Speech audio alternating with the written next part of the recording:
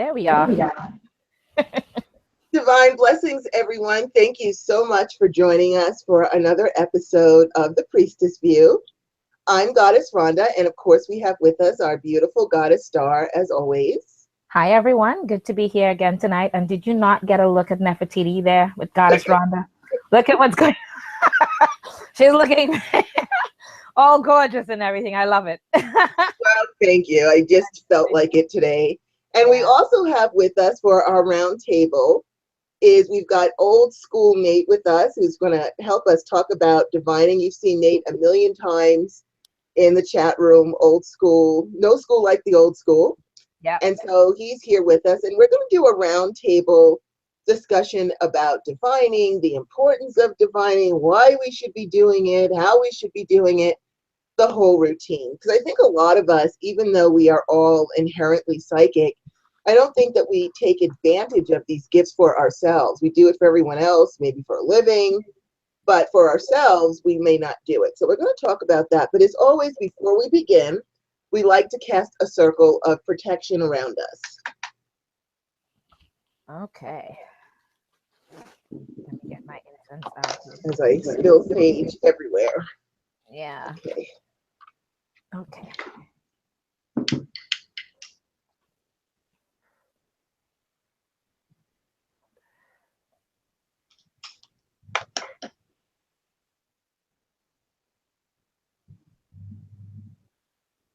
All hail, our lords and ladies of the East, our brothers and sisters.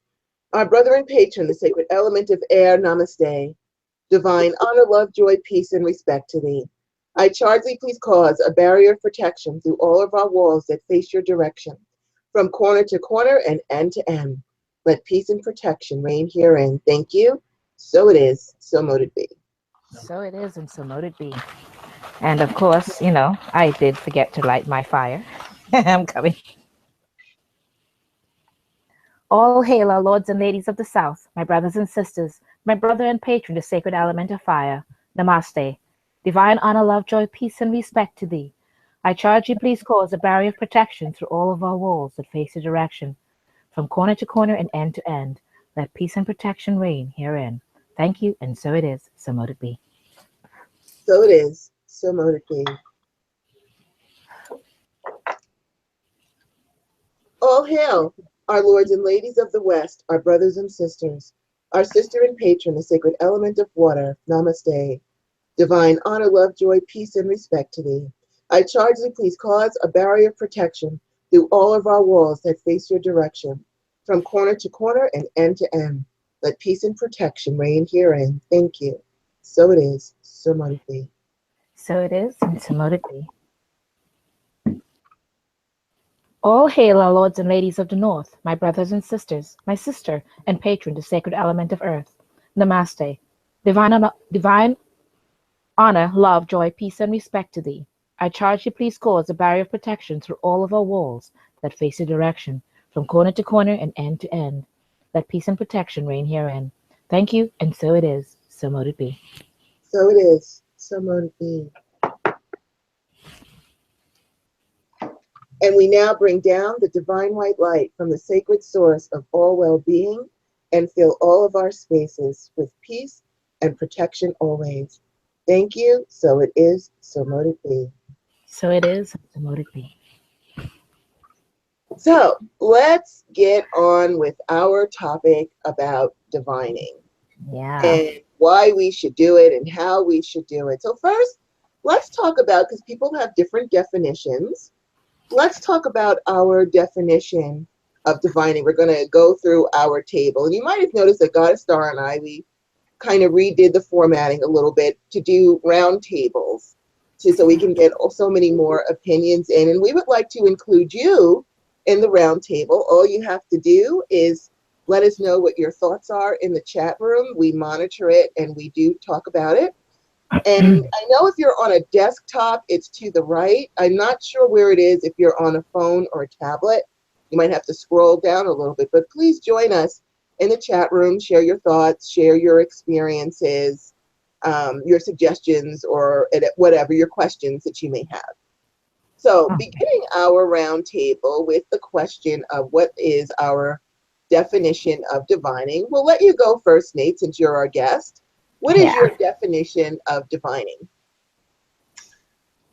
Well, first, it's a really big privilege to be here. I really enjoy both of you ladies, and I asked the ancestors quite a while ago for more of a community. I live in a rural area, and they said, go online and look for something. And it was a little bit of a search, and I wasn't finding anything. And I think it was on Facebook.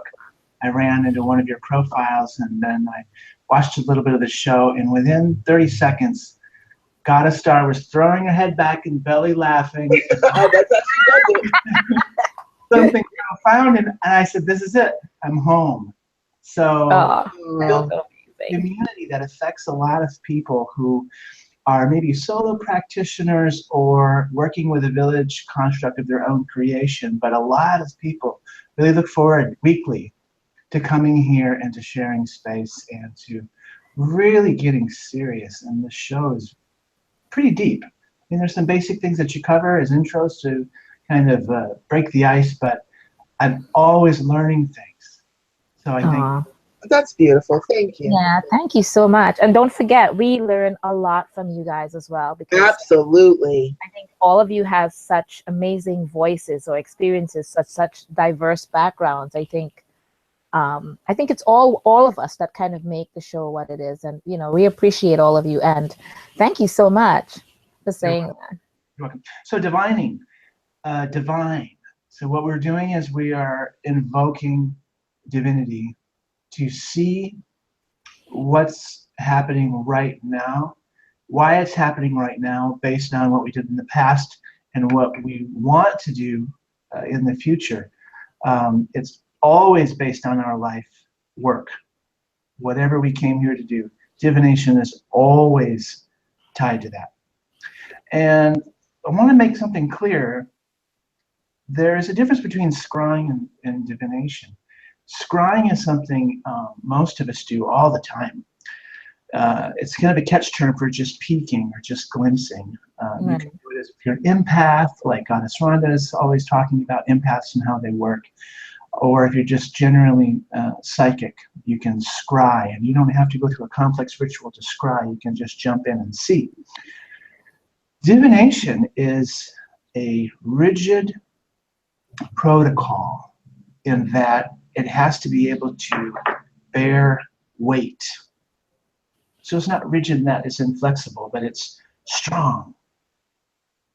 We're calling in our ancestors who are crossed over, who are fully transcended of their ego, who've shed this cycle that keeps them trapped and not being able to move on and fully realize the work that they're supposed to do once they've passed on. Right. So divination, there's things that you do and things that you don't. And a lot of times when people are doing readings, they'll do a brief basic prayer, but it's not really clear that they're calling on the ancestors per se. It's more like source or my higher guides and higher powers, and that's fine. But the ancestors that I work with, that anyone works with that calls on ancestors, they're all the same. They're all in charge of the medicine. You may have specific ancestors tied to your lineage if you're within a tradition, but for all intents and purposes, we're talking about the ancestors. The ancestors are part of bone throwing, and they've been part of bone throwing from the very beginning. And to me, bone throwing is the most ancestralized divination. Okay, that's cool. Yeah. That's a cool definition. What about you, Goddess Star? It's actually very similar to Nate's in the sense of reaching out or in the attempt to communicate with the divine, the higher spirit realm, or the supernatural, or the will of the gods, any of those things. That hidden knowledge that you're trying to discover into the future, foretelling of different things. I think it's all of those encompassed things. And it does cover, it's a lot wider than people think, because there's so much involved, and we can all come from it from a million different ways, because we all so many different people, and we're all so unique in our approaches with things. So I think we doing the exact same thing, or we're using the exact same tool, we all still have a way or unique way of coming at it. So our experiences are very different. But it's all in, like Nate said, it's all very similar. It's all that whole sense of he's mentioning the ancestors, the divine connection, and to discover that hidden knowledge. What do you think, Goddess? Well, I think, first of all, I want to say that, and this is my opinion in my tradition, I believe that deity is our ancestors, that we all come from deity, so therefore the god and the goddess are literally my mother and father, and my physical ancestors are the same as my spiritual ancestors because we all come from the divine, hence I call myself a goddess. I mean, if my mother is a goddess and my father is a god, I have to be one too. It's my spiritual DNA, as all of you are. So I just wanted to say that, to me, deity are my ancestors, and we come directly from them, and we will return to them later. So how you define your ancestors, that doesn't mean to say that, you know, you may have a different definition of the ancestors and it's wrong. Of course it's not wrong. Everyone is right within their own modality. No system is better than anybody else's system. We just all do things differently, but it all equals a lot of the same thing. And then I also wanted to say that I believe that you can divine through scrying, because I certainly do. I get all kinds of symbols and things like that. But as far as my definition, I actually had to really think about it, what the definition is. And I said, you know, I'm just going to look it up and see, what does Webster think? And so Webster has the definition of divining as discovering something by guesswork or intuition. And so you can use, you know, since that's a very broad definition. So if you're using your intuition to divine, rock on. If you are using your crystal ball, runes, bones, toothpicks, whatever it is, because I used to, when I studied runes, even though I would look at the actual rune stones, it did not feel right to me. And I felt like I should do runes by throwing toothpicks and looking at how the toothpicks landed and to see which runes came out of that symbol. And I ended up talking to a guy here who is a rune expert. He actually goes into the forest and he finds, like he had the antlers of a deer that had already died. He doesn't kill anybody or anything. No, but I he made remember runes from the antlers or runes from trees. And I said to him, I said, you know, your runes are very beautiful, but I feel like I should throw toothpicks and look at the runes that way instead of looking at them through a stone. And he told me that in ancient times, he says, Rhonda, do you think that they walked around with stones in their pocket? They did not. They went into the forest, they gathered up some twigs and threw them to see how they landed. So what I was doing was pulling on an ancestral memory, because I just did not feel right looking at the stones. I had to do it throwing the wood. And so, you know, if you feel like you want to study runes or you want to study cards and it doesn't feel right to you the way it's described for you to do it, and you feel you should have your own way of doing it, do it that way, because you are probably calling on ancestral memories or past life memories that are trying to tell you how you used to do it in the olden days. It doesn't mean you can't learn a new way. But anyway, getting back to my point, I believe that we can divine through scrying, and it's basically about discovery. That's the word that I love the most about their definition, is discovery. When we think of the word discover, it kind of opens up something, I think, for us. We discover something new technology, a new way to cook your favorite food. It brings a little excitement when you think of going on a discovery or discovering something. When we find out that someone just recently discovered a new Egyptian tomb that's 3,500 years old. And imagine their excitement when they discovered that. Discovery brings excitement. And when you think about being excited about the future instead of dreading the future and doing some scrying to see what you've got to be excited about and what you can do, I just love that, the word discover in, you know, with divining, because, and then it's got synonyms here: foretell, predict, prophecy, forecast, foresee. They divine that this was an auspicious day, discovering water.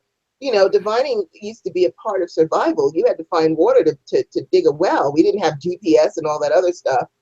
So they had to discover a place where they could do that. So I love using the That word way. discovery with that. I just think it really encompasses a whole lot. What do you guys think about that? That's true. That's absolutely true, you know, because, and, you know, I think we all kind of utilized that word discover when we were all defining it. And I think it's because we've all realized that it is discovering different hidden truths or different hidden knowledge that we've all gathered around the time, that whatever divining that we're using, whatever method that we're using. So whether it's the toothpick or the bones or whatever it is, I think it's all good. You know, even the Chinese used to use the I Ching, which was just basically wood, you know, so it's all good. It's all good. All right, so looking at that, let's take a look at what are the benefits of divining. Now, this I can just roll on forever, so I'm going to shut up and let you guys go All ahead right, and Nate. get a word in You go edgewise.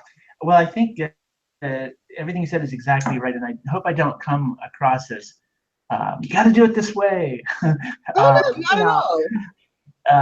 The idea that you know how to divine through this deep feeling, like Rhonda was saying, she felt, I got to drop these twigs.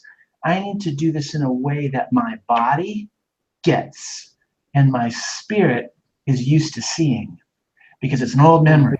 You know, the ancestors are in our DNA, they're in our bones. So in a way, when you throw the bones, you're tapping into this ancestral pool, this history of divining, whether it's going to be a quick scrying for yourself or a big, long, complex divination. It's not something that you've created. You're discovering something all over again.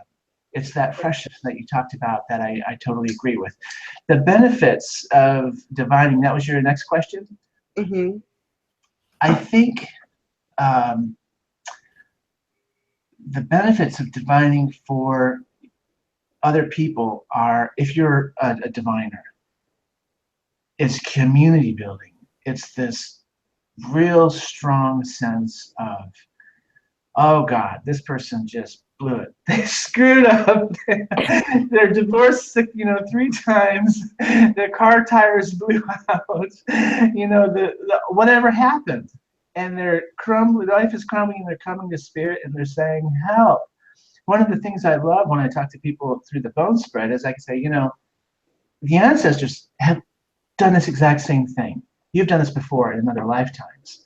So yes, I call on the gods, I call on the totems, I call on all these different forces. But the wonderful thing about the ancestors driving the divination is that they'll really help me to articulate it, the message, in a way that's relatable to humans. Because sometimes gods don't really get a 9 to 5. Sometimes totems are not, you know, they're in a different world. So they'll give me a message, but it'll go filter through the ancestors, and the ancestors will say, okay, say it like this. And that's what the person hears. Versus if I try to say directly what I'm hearing from my guides, they'll say, translocation, what? It's not a relatable message. So the benefits are this sense of community building, that we are all level at the same ground when it comes to asking for help. That's the bottom line. And Yeah. that's what community is. Let's help guard them. Let's help learn tricks to keep our young ones alive when they're colicky. Let's help come each other when an elder passes on. The community is an idea based on help, most of all. So divination is a community building structure. And for me, that's the biggest benefit, because we don't, in Western culture, have community as much as we used to, because technology and life has moved so quickly. So divination kind of brings us into a timeless space where we call on our old earliest memories, and it's like we've always been in the same space. And it fosters this sense of cooperation, and it's okay if we don't know the answers. We're going to discover it through this piece, then this piece, then this piece, then this piece. There's no pressure on any one point to get it right. We can all just learn at the same time and belly laugh, as Spirit says. You're really close. Bingo, you got it. That's awesome. Yeah. I like the whole community thing because community is really so important. It's one of the reasons why I love going to witch festivals, Witch Fest, which is Goddess Star's Witches Fest in Manhattan, Christian Days, Hex Fest. There's another festival I believe coming up. Is it? Oh, right, the Festival of the Witches, Festival of Witches in Sleepy Hollow. Sleepy Hollow. I always want to call it Shady Hollow, and it's Sleepy Hollow. Yeah, with Crystal Madison. Coming up in when is that, Goddess Star? The 21st and the 22nd of October. In Sleepy Hollow, New York. I love community. I love getting together with my brothers and my sisters because, you know, we're so spread out that when we can all come together, and, you know, Goddess Star and I, we are planning to have a whole community of metaphysicians and buy land and things like that. So, you know, that's just, I really love that you said that, Nate, about community, because community, I can't be stressed enough how important it is for us to come together and help each other and support each other and teach each other and learn from each other. I really love that. That's awesome. Yeah. And however you can find a way to create it and keep it going, I think it's wonderful, you know, whether it's online or with us or with other groups, you know, or like Goddess Rhonda said, we actually are trying to build that community, that small village of us, you know, so it's all good.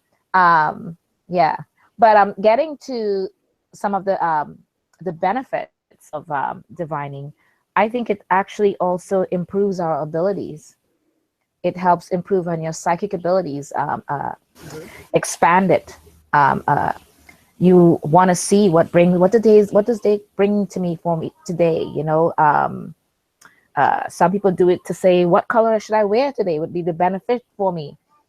In the job hunting or the different things that, you know, I mean, people do it for many reasons, but to me, the biggest thing is, along with the community that you mentioned, is to improve on your psychic abilities. It does expand on that third eye. It does expand on everything else that you become, all that ability that you have.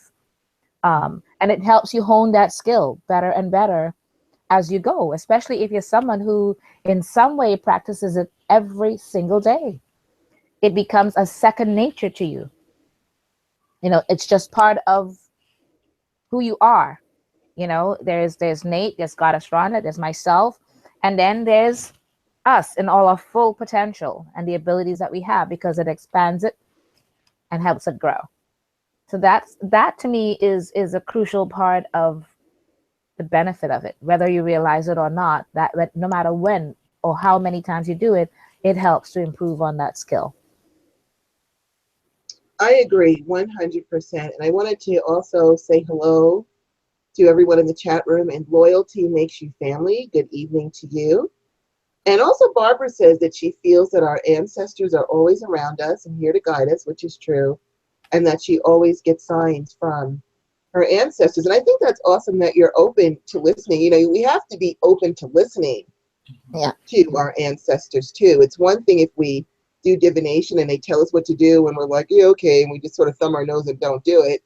And we never listen. Eventually, they're just not even going to bother, you know, like, what am I talking to you? You're wasting my time here.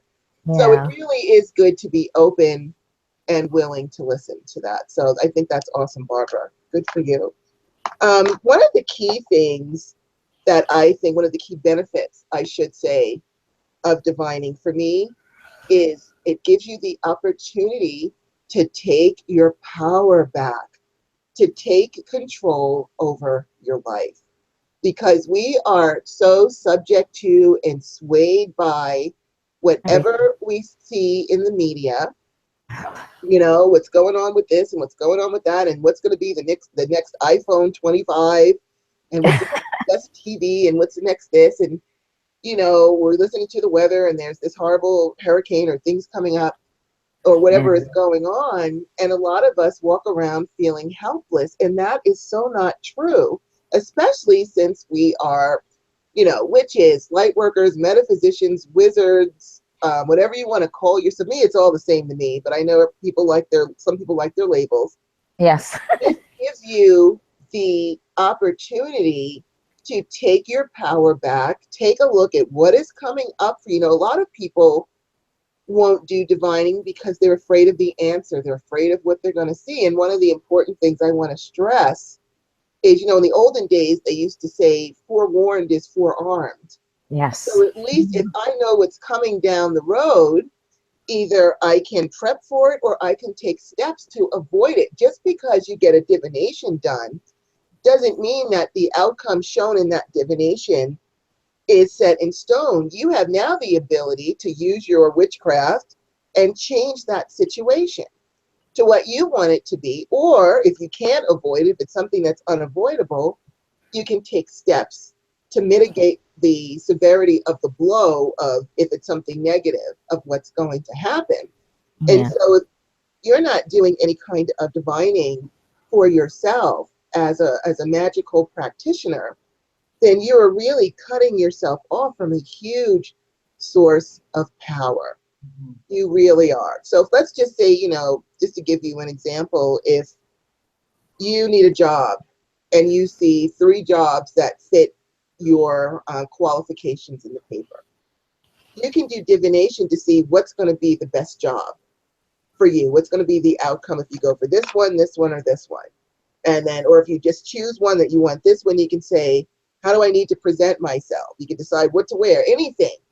You can help to change your life. You're deciding what college you want to go to or what school you want to go to or anything. You get to take control. If you want to know what's coming up next month, are you going to have expenses? Are you going to get sick? Or is money going to come rolling in? Are things going to get better for you? Are you going to find a new love finally? It can even take your stress away. Because if you're walking around saying, oh my God, I've been broke for 2 months, I don't know what happened, and you do your cards for next month and it says material harvest, yay. At least there's a light at the end of the tunnel and you can relax and say, okay, you know what, I'll use this downtime to do something else, to train on something else, or just take a vacation and watch Netflix. But at least you'll know that something is going to change, that things are either going to get better and you can relax and feel better about that, or if things ain't looking so good, you can go deeper into it to see what's going to be the cause of it and try to avoid it or try to mitigate the damage being done. So, just to give you like a little example, I love my sister. She's so sweet. And she sent me a text. She's in Georgia, and she said, oh, I have no electricity because of the hurricane. Now, as a New Yorker, we have lots of hurricanes. When I was growing up, my mother had a hurricane kit. She had sternos, she had candles, she had flashlights with batteries. She was ready. And so later I'm going to text my sister and say, but were you prepared? You knew this was coming. Did you get candles? Did you get a couple of sternos or canned foods, tuna fish, things you don't have to cook, things like that? It's important to be prepared. And this gives you the chance to take your power back and be prepared for just about anything. Now, of course, we can't know everything that's going to happen, but at least if you can mitigate some of them, imagine how much better your life would be. When I did my cards for September, it said, get ready for financial expenses. And I'm like, oh, that is not a good thing. That is so not what I want to hear. However, it let me know, don't bother eating out, watch your pennies, save up what you can, do some more marketing to sell more books or get more readings or whatever it is you have to do, and prep yourself. But then it said for October, things would get better again. So at least I knew I had to be ready for September, but in October, things get better. So I can walk around feeling good about that instead of saying, oh my goodness, or having an expense spring up on me and I'm not ready and I don't know what to do. And then, everything else falls into chaos. So I realize I'm rattling on. So I will sum up by saying that to me, the biggest benefit is it helps you to take your power back. And I honestly believe that we as, I'll call ourselves magical practitioners since we have so many labels, I personally feel it should be a part of our daily life anyway. It should be a part to see what's coming up for us so that we can prep and prepare and be ready. So that's what I feel is the biggest benefit. At least that's just my opinion. Is because I believe in empowerment, and I believe everyone should do some scrying, even if you just do what's coming up for the month ahead. You should do some sort of divination that's going to help you to prep for that. So that's my thoughts on that. Does anybody want to add anything before? No, I think you pretty much covered a lot of it between all of us. I think we did good. I'm sorry. I told you I was going to get on a roll. See, I warned you. I said. I know you did, right? It's okay. It's all good, girl. I warned you. And I'm curious, loyalty makes you family. You always wondered why you like dice. We'd be curious to hear how you divine with dice, if you're willing to share that with us, and if you know why you like dice. So if you want to share with us the types of divination that you do with dice, we would love to hear it if you want to put that in the chat room. Nate, did you want to add anything before we move on to our next? There's one thing the ancestors are buzzing in my ear. It's really important to come to a place as a diviner where you go to the next level instead of looking always, and I'm not saying anyone's doing this, but I certainly did at a certain stage, and then I moved past it. You look at divination as kind of a calendar. What's going to happen, this month, finances, next month. That's excellent. And that's one of the ways that confirms that the ancestors help us, the gods help us. It's practical information. What I love about where I'm at right now with the bones is it's like a surgery, because all the pieces in my kit, there's like 130 different little pieces here. They only have one meaning. It's very different than tarot or other types of kits, even other bone readers. Everyone has a slightly different method. And I'm using the bones the way the ancestors taught me to use the bones. So there's just one method per bone. And what I see in the divination is the patterns people, their core programming for their life. So instead of seeing, oh, this relationship failed and you're repeating it all over again with this new person, instead of saying, well, you're going to screw it up again, we can look at what exactly is going on inside that moment when you're about to do this. And the ancestors are wonderful. I got some more bones this week that they put in the bag, and there was this fox scapula, or this little fox piece. And I said, what in the world are you doing, fox? And I talked to the bone, because every time you get a bone, you cleanse it, but you really talk with it because it still has the energy of that being. And it wanted to be part of your medicine. It's just like everything else. So I'm talking with this fox piece, and I don't know if you can see it. I'll hold it up right there. There he is. Oh, it's so cute. Yeah. And so this fox piece is something that it just blew my mind. Fox said, are you using nighttime correctly? I said, nighttime correctly? He said, yeah, the energies at night are distinct. There's different things happening at night that don't happen the same way during the day. I said, what do you mean? Here's the list. Write it down. So I get my pen and paper. Certain things are more potent at night. Sexuality, boldness, because we're under the cover of darkness. So there's this natural, oh, it's going to be easier for me to get away with this. It's going to be easier for me to do this. Sound is enhanced at night because we see less, so our hearing becomes more important to us. Mm-hmm. Dancing is often at night because why? The chores are done. So there's this old history of dancing more often at night than during the day. Not that you don't do it sometimes during the day, but most often at night. And then also this idea of glamour. You can glamour during the day, but illusions are more powerful at night. It's closer to the dream time. Yeah. It's also closer to the in-between times, both dawn and dusk. Right. So Fox was saying, this is going to be a really important piece because there are going to be certain people that have nighttime jobs and they need to tweak it. And it's not specifically an interpersonal thing that's happening in the job. They just need to be more aware of what's happening at night. So if it's a person who's naturally voluptuous, very flirty, that's going to be times 10 in the evening. You might want to bring it in a little bit. Or it could be a person that's not very self-confident. They can use the moon's natural sway over the evening.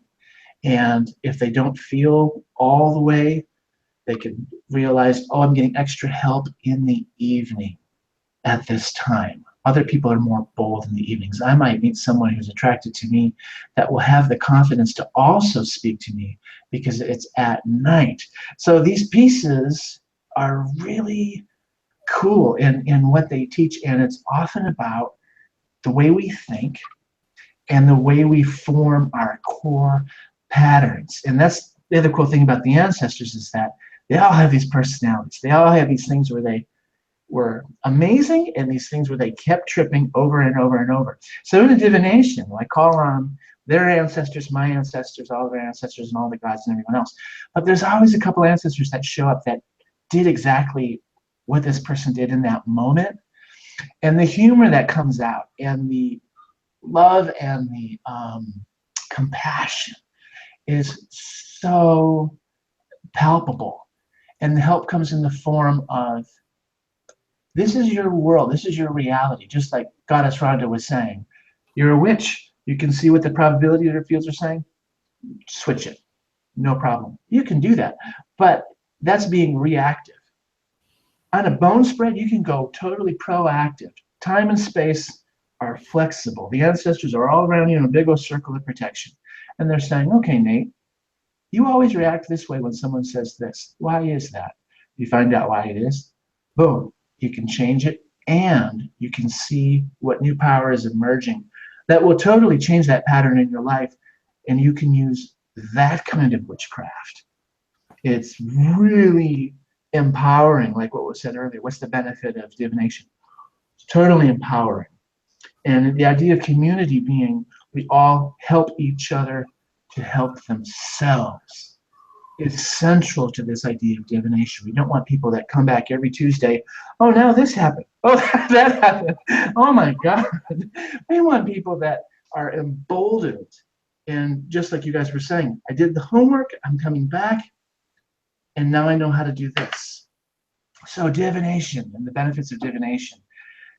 You have the idea that you can help yourself, you can change your core programming, and you can get the information in a way from someone who had the exact same issue. And one day, as a diviner, you'll be able to say, let's go even deeper. Let's be in this space where not only are the bones speaking a particular piece, but we can stop time. That bone isn't going anywhere. It's laid on the table, it's flat. And we're encouraged after we throw the bones, don't touch them. Why? Well, because the ancestors like literally are in there with their fingers, and they're touching them, and they're, you know, mumbling and talking and everything, and stuff is happening. But the client is often really compelled to come. I want to pick up this piece. I want to move this, because they're energetically getting ready to erupt, grab that core pattern, change that bone definition. And they're doing it in their bone, in their body. It might be their femur, it might be their radial bone, it might be their ulna, it might be their ilium. It doesn't matter. Somewhere in their body, a bone is resonating with all that chi and that bone marrow, saying, yes, got it, we're doing this. And so then at the end of the divination, weeks later when someone's done their homework, they'll bring a little piece back and they'll say, this is the piece that came into my life. It's supposed to go to the bag, and it means this. And I write down word for word what they tell me it means, because that's what the ancestors, that's how they kind of grow that bag. And then over time, as the diviner, doing that so often, you start to, and we're kind of skipping ahead a little bit in this question, can you divine for yourself? Sure, but it's different. Because as a diviner, you're divining in a protocol for the clients, you know, when that moment occurs. But the backdrop is that divination is always happening. So if you see this same symbol over and over and over 3 days in a row, the ancestors are telling you something in that symbol. if it's the crow flying this way and it keeps doing the same thing every time you stop at that intersection and it laughs at you, that's the message. You might drop your keys in the same spot every day, and you're, what's going on? So you gain confidence when the bones are being thrown around you by the ancestors, by the gods, literally moving things in your life. And like Goddess Rhonda was saying, yes, the twigs, I see them, they're dropping. It kind of works like that. So sorry to go on a long tangent, but I wanted to put that in. Yeah, that's quite all right. That's very interesting. Actually, I was thinking about what you said, that someone, when you throw the bones, that somewhere in the body of your client, there is a bone resonating within them. And I'm just wondering if you have ever made any kind of correlation. Let's say, for example, someone comes to you and says, oh, you know, my thigh bone hurts me, or my clavicle hurts me, or, you know, my wrist is hurting me. Do you ever make any correlation with the symbolism of the bones that you throw to just automatically have an idea of what is going on in that person based on the bone that is aching them? That's interesting. Yes. If the person has a bone that's speaking, it's because a pattern is either breaking or it's forming. So bones are strongest where they're broken. So it's not necessarily, even just a soreness is still that energy, because, you know, the bone marrow, chi is most potent going through the middle of that bone. It has got the loudest amplification. So that part of their body that's getting a sense in saying, ouch, they're also at a point where they're really ready to change a core pattern. And it's manifesting as a voice that says, ouch, I got your attention, I heard. Because a lot of people are very, even among, this is really funny, even among spiritual people, the idea of divination is not always believed. There's a lot of doubt. That's There's true. a lot of people that are saying this is superstitious. And I found in my own things that I do, what to me is superstition versus what can I show results in? And so the diviner comes away with proof all of the time. But to a lot of people who don't have information with this, they really just don't have time for mumbo jumbo. I honor that. I really honor that in them, because they don't want to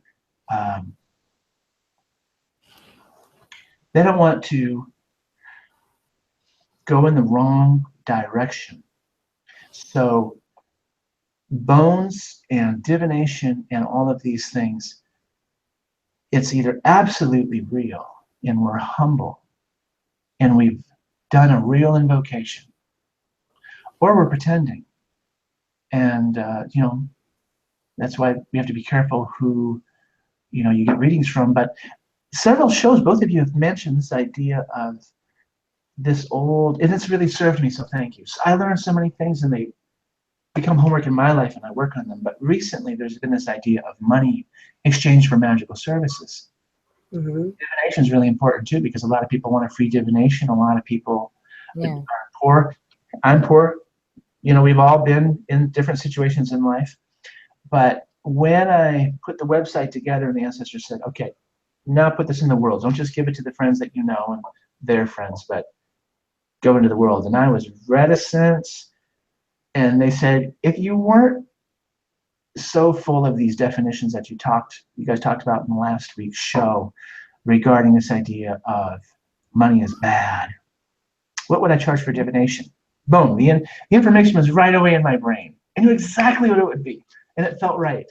I didn't have to go through a complex struggle over it. It jumped right out. And that's because you're doing work with a capital W. You're being honest. You are endeavoring to be present with another human being. You're being present with the gods and the ancestors. And most of all, we're being present with ourselves. Because you have a lot of courage. You got to have cojones to show up to someone and say, yes, I will use magic on your behalf. And I believe in the magic that I have, that I've been given. and I will use it for you, and I will share it with you. That's courage. That's bravery. So is that something that you would ask someone to pay for? Absolutely. 100%. You need to keep that energetic vacuum protecting the client and protecting you. And 9 out of 10 times, if I give someone a free divination and Spirit didn't tell me to, that person doesn't do the homework because there's no investment. The money that they bring in preparation to the ritual is a seal between them and their patterns in their life, and they're getting ready. It's like getting ready to buy a house. There's all that paperwork, and you have to put a down payment. That's the same kind of thing. You're starting to manifest the changes that you know are going to come through this divination. So that's why you have the money ready. Not having the money ready and not wanting to pay is literally saying, I don't know if I believe what Spirit's going to say, and I don't really know if I'm committed to changing. I kind of like the rut that I'm in. I want to be more aware of what you can do. I want to see magic more, or I'm bored, or I want to be able to talk about this with other people after. The diviner is charged by their tutelary spirits of ancestors and gods that teach them divination. You are charged to protect the power in it. So don't do it for show and tell. Don't go parading it around. If you have a client that's in the habit of not doing the homework, cut them off. Don't let them back in. You're indulging their incorrect patterns, and you are no longer divining. If you know that they're not going to change and do the homework, you're not divining. There's something else that's going on there. So the money is not only helpful for what you really need in this world, is bills and everything else. It's another level of protection and blessing. It's a blessing. And we have to think of blessing greater than money. You know, there's the blessing of a long life. There's a blessing of health. There's a blessing of spontaneous joy. There's a blessing of intimacy. There's a blessing of community. There's a blessing of generosity. You have a show that's built up around witchcraft, and you invite other people in of different labels and things, and I call myself as a wizard. And it's an honor to remember that real people versed in their work, they will always work with other people and extend a hand and say, come to the circle. We know that you honor the old ways. Come to the circle. Your label doesn't matter to us. We feel called to work with you. And you guys do that kind of thing. So I'm sorry, Rhonda, I rambled. Take over. We do that on this show. We can't. I think it's called the show that adds the rambling part or the ranting part. Yes, don't worry, I ramble all the time. So. You know, as long as you're rambling something that's good, we're all for that. That was what you said is very It's all good. It's all good. And you know what? Talk about it all the time. Yeah, part of what you're saying is so accurate because, as you were saying, parts of it of not just giving it away or for free or whatever it is, but you do have a tendency of people doing this thing of I'm going to test you to see if you're real. Or if you're really doing what you say you're doing. And it in a way, we have been doing it for so long that it maybe in some ways it comes off as an arrogance at some point that I'm for this because I'm too busy doing other things. And in a way it is because we've been doing this for so long that we do have the tendency, at least I know, I do have the tendency sometimes, you can see the person's trying to test you for free to get what they want. And even when you're answering them right, they're still trying to get more from you for free. And you're kind of like, I really don't, I don't have time to waste like that. And you shouldn't have that kind of time to invade on your talents or your gifts. And if you are deciding that, this is not where you want to go with your time or your effort or your talent or gift, then you need to cut that person off right away and let them know, and half the time, I don't know if you guys do it. I know I do. I simply say, I honestly don't have the time. You should keep your money. Really hold on to it really tight because I'm really busy over here. And I move on. And I move on to the next person, and they're sitting there going, but you know, the money. And I'm like, yeah, you hold on to that. I'm so busy, and that's the truth. I'm not even lying. I'm not pretending. I'm just simply, it's the facts. And I know we all are in one form or another. I know you are too, Goddess. We are so busy half the time that this whole thing about testing us to see whatever it is, I'm like, please, it's too much. It's too, you know what I mean? You've gone beyond that. So you kind of move on. Mhm. And you're right about all of that, because people do try. They try. And it's all about seeing if they could get over on the person that's doing the divining for them, as to how much they can get for free. And that's in a way kind of sad and pathetic. But I will jump in really quick and say that there were times where Spirit said, yeah, you can do the divinations without charging people, but it's still never free. And how that worked is during the last election, and I try not to be political here, but I was so sad. What I went to Spirit with was this sadness. Oh, I can't believe the direction we're headed, because we're going to be in a place pretty soon where the policy is going to be, let's break up communities, let's isolate ourselves, let's be xenophobic, racist, and go back into the dark ages. As a diviner, you see these things long before they happen. yeah. So I went to Spirit with this, and I said, I want to rebel against that. I want to revolt. But let me do it in a safe way. Let me do it in a wise way. And Spirit said, well, then offer your divinations as your act of political dissent.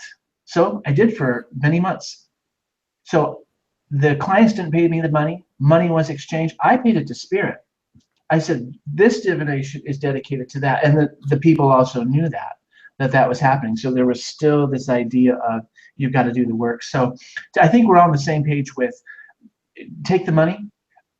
And if there's not going to be money exchanged, make sure that the exchange that happens is still protecting everyone and it's still ethical.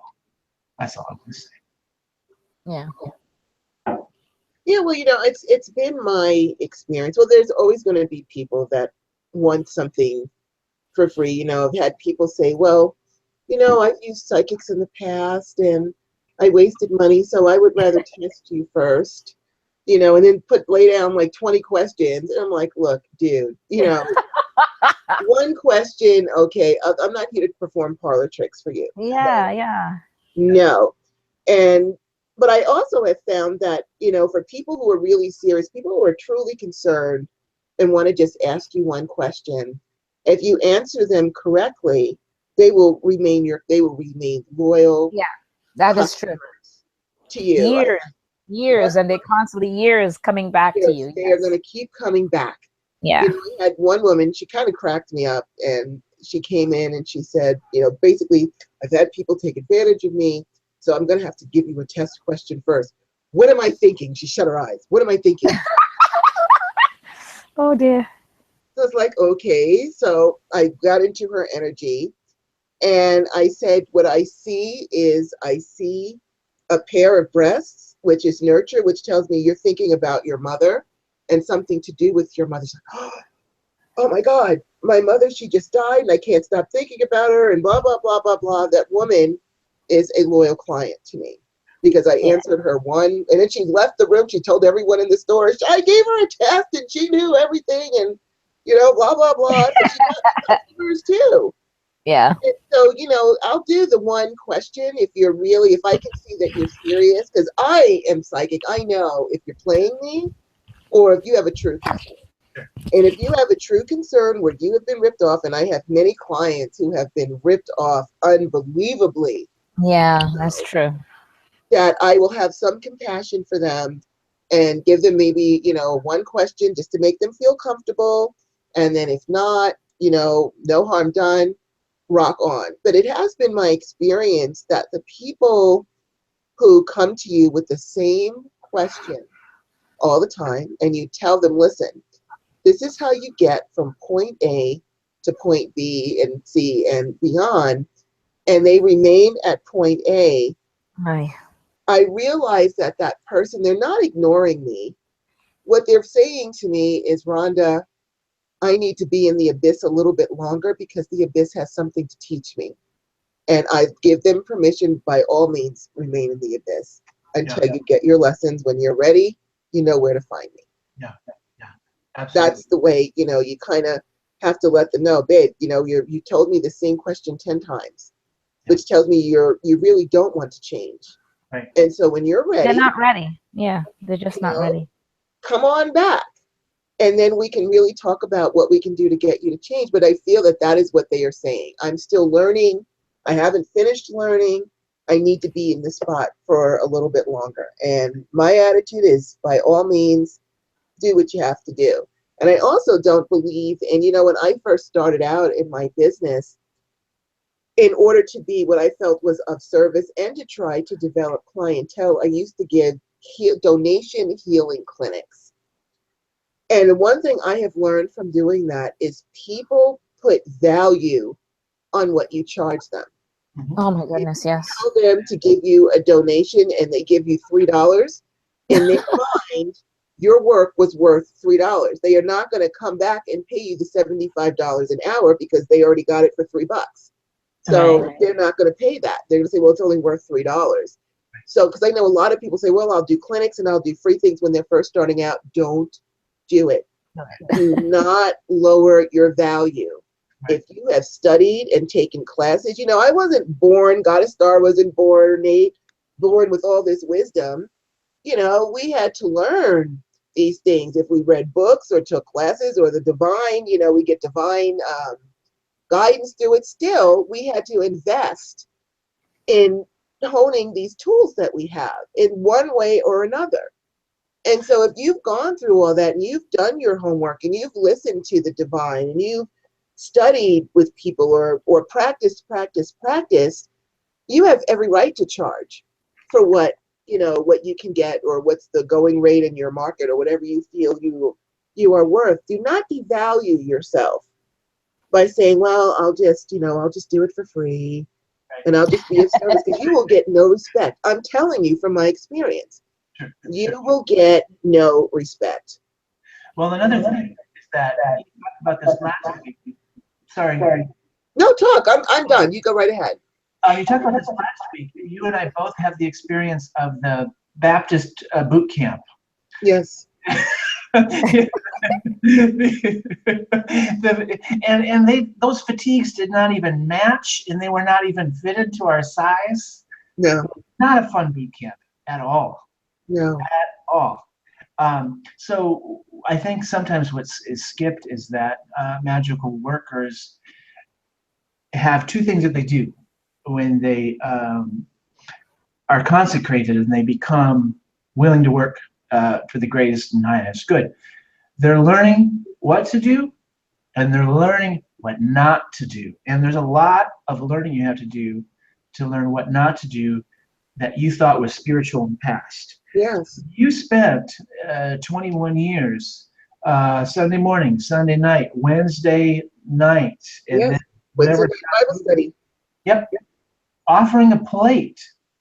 At the same time, you were being told you're unworthy. Mm-hmm. What message is going into your body? I'm paying you my money because you're unworthy. So now all of a sudden you're divining and you're trying to do what Spirit is telling you, and you have to accept money. Some part of your body is going to say, no, I don't want to send these messages that they're unworthy, that I'm unworthy. Get money out of here. We've got to go through a separate cycle. So it's very important as a diviner to learn what is the homework you have to do that gets in the way of you being a skilled, competent, clear diviner. And you better let yourself take as long as you need to do that well. I've come to the point to where I am slower than I've ever been with divination. I used to whip out a bone reading in 20 minutes. I'm embarrassed by that. My bone readings now is around a solid 8 hours. I really got to sit with the ancestors and hear what they're saying. I've got to get out of the way. I've got to remember this client isn't moving through life the way I do. They have their own personality. So it really is important for me to hear the message, which is one thing, and then say it the way that this person is going to best be served. And what is that? It's the highest good. This person's highest power is in that room with us. Their ancestors are with us. Their heart is speaking, their mind is speaking, their body is speaking. And I need to make sure that I don't change the flavor of that message getting in there. So what I do as part of learning how to divine better and to unlearn things that are getting in the way of what divination is from my own spiritual past is, one, I made peace with my Christian ancestors. I said sometime about a year ago, okay, I'm tired of being angry at you all. I'm tired of this great rift and this shame. Some of you are fully transcended and crossed over, and you really weren't out to hurt anyone. If you can help me, come on in. And I had this big dream where all of my Protestant Catholic ancestors were building this stone castle, and it wasn't a really big house, but they were doing it. And they said, Nate, build it however you want. And I was stunned because I'm thinking, well, they're going to tell me what to do. These are old Bible men, and they always come in telling everyone what to do. So I'm not going to be any different here. And I woke up right as I was pushing the big box of all of my pagan altar supplies across the drawbridge. They were singing in this chapel in the castle we had built together. And as soon as my box of altar stuff got in the middle of this drawbridge, they stopped singing. And I woke up and I was like, whoa. And since that time, I keep getting confirmation after confirmation that, one, they know who I am. There's no devil worship here. There's no evil here. There's no manipulation. There's no glamour. There's nothing that's remotely like what a televangelist is going to do. Second, they respect me and they love me and honor me as a gay man. And to me, that's extremely important, because your ancestors have all had different lives. There's no one ancestor that you have more than any other type of ancestor. So these ancestors can teach you things that are outside of your comfort zone in a way that your friends can't. They can really get close to your thoughts, and they can really transcend the limits of our experience. Some of us don't have confidence learning things just because we haven't seen them done before, or we didn't know anyone who did them. The ancestors jump in there and they can do that well. So to close really quickly with this ramble session, the invocation is extremely important. And so that's again where I check in. Should I scry this? Is this a divination? Because what the invocation is that for the divination. And the invocation I do, it's sometimes 20 minutes long or longer. People are like, oh my Lord, Nate, what are you doing? Well, first I'm going to talk to everyone that's ever helped me in a divination, that if they want to come back and show up. And that's a long list. There's ancestors, there's rivers, there's bodies of water, there's mountains, there's totems, there's deities, there's all kinds of beings. And I'm addressing them in the formal way with the old school protocol. When you do that, it drops the person, the client, into the lap of divinity. And it drops you into the lap of divinity. And it's a very old school way of spirit saying, all right, now you're here, we're going to get to work. Act right. It's basically like you're in church. You don't whisper in church. You don't laugh and giggle at church while someone's giving the word of God. You act respectful. And you do that whatever the religion is. There's a way you behave in the presence of spirit. So the person that really wants to test you, that got conned by a lot of people who weren't divining or scrying at all, or that is simply a spiritual junkie and an energy vampire, when you do that invocation, boom, they're surrounded by spirit looking right in their soul, and they feel that. So it's going to change the person if they're not there for the right reason. If they are there for the right reason, you might see that person just start crying because they're being seen by spirit. And that alone in a divination can do the biggest thing that they needed. I'm being seen all the way. This is my story. These patterns here are how I am. This person, Nate, doesn't know me from Adam. You can Google someone all you want. You're not going to know what their core problems are. So that's the beauty of divination, is this evidence of faith. And my Protestant ancestors are really showing me, there's some things that you learned in a home growing up, that even though they gave you hell for being gay, and they knew that you were always going to be pagan, there were things you always needed to have. And some of those things include holiness, grace, faith, because those are universal truths.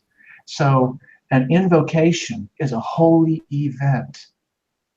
We're going to take a moment before we start getting in the dirty and look at the bones and the mundane. We're going to spend a time in prayer. This person's going to pray, then I'm going to pray. And we're going to go all the way in. Because my first teacher and all the other teachers since that worked with me with divination especially have said the same thing. Every time you divine, there's one lesson for you. Ancestors are speaking to one thing that you need to hear. And you're going to see it in their spread. So it puts me in that same place where I'm not the all-knowing person delivering the message. I'm in the community with everyone getting the message and hearing the wisdom. And if I'm getting help, I'm in a better place to not be in this person's way of getting help. But if I'm only there to give the divination and not get any help at all for myself, I'm more apt to be alpha and to steer. So the invocation really is a reverential way of checking in and being grounded with the event that's happening. And it also separates time and space, helps you really be present instead of worrying about 2 hours from now or 2 days that happened before. So. Yeah. This is all true. Yeah, and I just wanted to, you mentioned something about dating. Now, just to say quickly, goddesses, just because some guy's got the sexy swag and he's walking up on you in the club and he's looking hot, this is an excellent opportunity also to consider doing some sort of divination before you get involved with someone romantically, to make sure that they resonate with you, that they're not serial killers. It's important. I watch a lot of ID Discovery, and you'd be amazed at how the nicest people in the world turn out to be axe murderers in their spare time. So, I thought that was good to bring that up. And then also I just wanted to address very quickly, and I've said this before, and I'll say it again, for those of us who were raised in a very strong Christian background, who may feel guilty about, because I get that a lot from people. They want to learn how to raise their psychic abilities, but they're like, but I go to church and it says they're wrong and blah, blah, blah. So it's like, okay, listen, forget about with what John and Paul and Luke and Matthew said. They were just men with opinions. I could give a rat's ass about anything they had to say. Let's focus on what Jesus himself said. Jesus said, you will go on to do greater things than me. Jesus was one hell of a magician. He turned water to wine. He fed the multitude with one fish. He walked on water. He was a psychic prophet, same thing to me, where he would divine for people or say what's going to come up in the future. And he was a healer. You touched his robe or he touched you and he could heal you. So he was a magician, a psychic, and a healer. And he said, you will go on to do greater things than me. Actually, what he said is, I'm going to my Father now. So pick up the sword because you're going to go on and do bigger things than me. That gives you permission from the big man himself to get out there and use the gifts that you were given to help other people. So I guess that's what I go by. I don't care what Paul said. I don't care what Matthew, John, what any of the rest of them said. They're just men with opinions, and it means absolutely jack to me. I'm going to focus on, if who are you a follower? Are you a follower of John, or are you a follower of Christ? Christ said, you will go on to do greater things than him.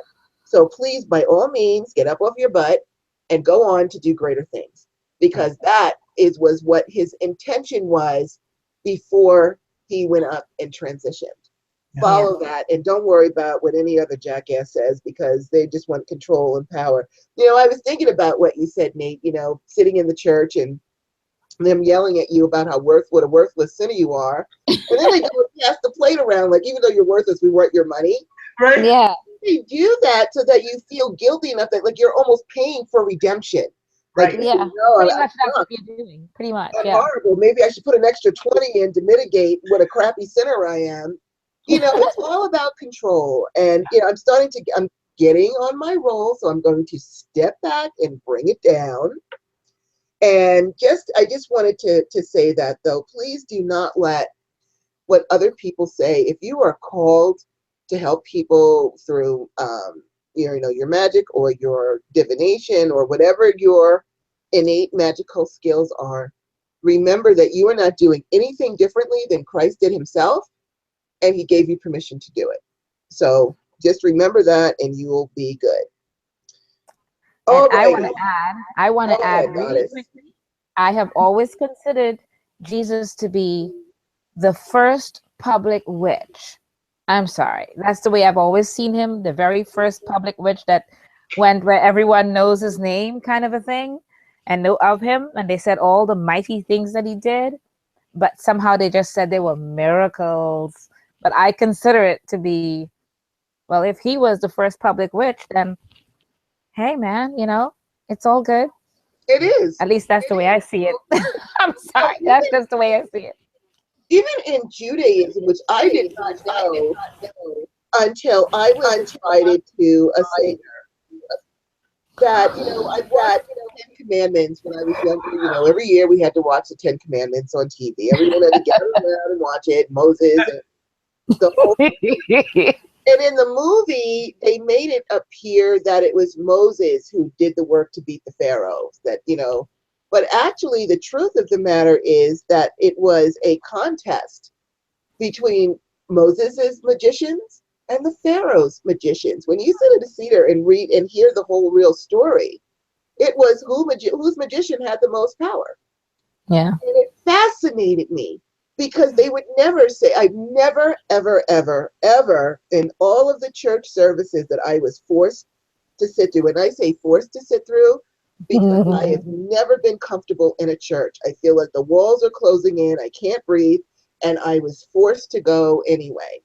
Mm-hmm. And in all of the sermons that I sat through, I have never heard once ever that it was a contest between magicians and who could come up with the worst plague and the worst this and the worst that. And the magicians would huddle together and, okay, we're going to do this one and they're going to do that one, before finally Pharaoh's magicians lost. They don't talk about that, the use of magic in the Bible or anything like that. And that kind of irritates me because I think they cut out something that's very important that people need to learn, that it's okay to use their skills. Well, you see, that's the thing. That was the whole idea, wasn't it? Take away certain parts, tell them certain parts so they can gear it to where they want to guide you to it. Right. They didn't want you. They wanted to guide you away from certain things, distract. I mean, we see a lot of that going on now politically, but, away from that, but you know what I mean? Distract you, send it in another different direction so you don't see the bigger picture of it. Yeah. And then, of course, being the persons that the new Bible or whatever else, the New Testament, whatever they call it. I am so not, I've been so past the Christian thing for so many years that some of it I forget. But, all of that is things that they wanted to take away from the Bible so that you don't read it. Or if you bring it up and it's still in there and you bring it up, they say, well, yeah, but that does not counter this. And they've got another wording of the Bible where they can cover whatever it is to detract from it. Mm-hmm. It's all part of the whole, like you said, it's all about the control. It is. It's about control. Of where they want it to guide you with it, and who's the one in charge at the time with it. So it's always going to be like that. I mean, isn't that what they say when the one who wins the war is the one who writes the tale of it? Right. And that's the story you hear. And that's the story you hear. So it's going to always be, it's always going to be like that. It's what it is. Well, if I can, I think what is really important right now, especially, and I get on a soapbox about this, but religion is the history of the white male. Yes. No, you're right. I'm laughing because it's funny and it's true. That's the truth. So, and the heterosexual white male, to be specific. So, what I love about magic is that there's a quality of. Oh, did we lose someone? Are we live still? Okay. Yeah, go ahead. You're still good. Um, what I love about magic is that in magic, it's not the history of the white man.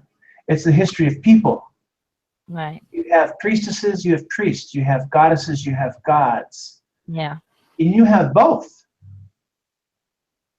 So if you'll, let me go on a little bit of detour here, but this is really, really, really close to my heart. The time that I learned to take bone throwing to the level that, the ancestors were wanting me to go, I worked with some people from West Africa. And it was awesome because there were all of us Americans sitting in this room, about 30 of us. And I met several times a year over the course of a couple of years. And the second time that we all got together, we were doing these rituals, and Spirit literally put aside the curriculum. Literally, we didn't do anything about bones. We didn't learn about any kind of powers. Spirit said, all right, y'all gonna work on race, which was amazing. We had African-American people, we had Caucasian people, we had Native American people, we had every stripe in the room. And people got heated, and there were some hard talks. Why? The ancestors really wanted people to understand what ancestors are. They're all of us. So if you're really going to listen to your ancestors and you're going to work with your ancestors, you are not capable of being in your own little comfortable clique with people that look, sound, and act just like you. That is not community. That is not natural in the natural world. Ancestral medicine is earth-based. It is indigenous. It is here. It is not extraterrestrial. It is not some other transhumanistic culture. It is organic. It is here. And before we had nations and before we had countries and cities, we had tribes. Before we had tribes, we had packs of people moving around, hunting in groups of 6 to 8. So the ancestors really do take you deep into the problems that people don't want to talk about when you get to a certain point in life. And here's the thing. You want to work on white privilege. That's some magic right there. Because that's sorcery at work all the time, being used to con people. Every single day. And it's subtle and it's invisible, just like real sorcery is. Real magic is subtle. It's operating all the time. So for colleagues of mine to say, oh, well, I'm not racist. There's no such thing as white privilege. You are so in this that you can't see it. And then there's this reflex. You feel like this flexible chain link wall. And that's when all the ancestors get real still and real patient. And they come and they start gathering by the 10s and the 20s. And they really start holding space. And then you have to say to people, okay, are you hearing that this is your fault? That you are to blame here in this moment?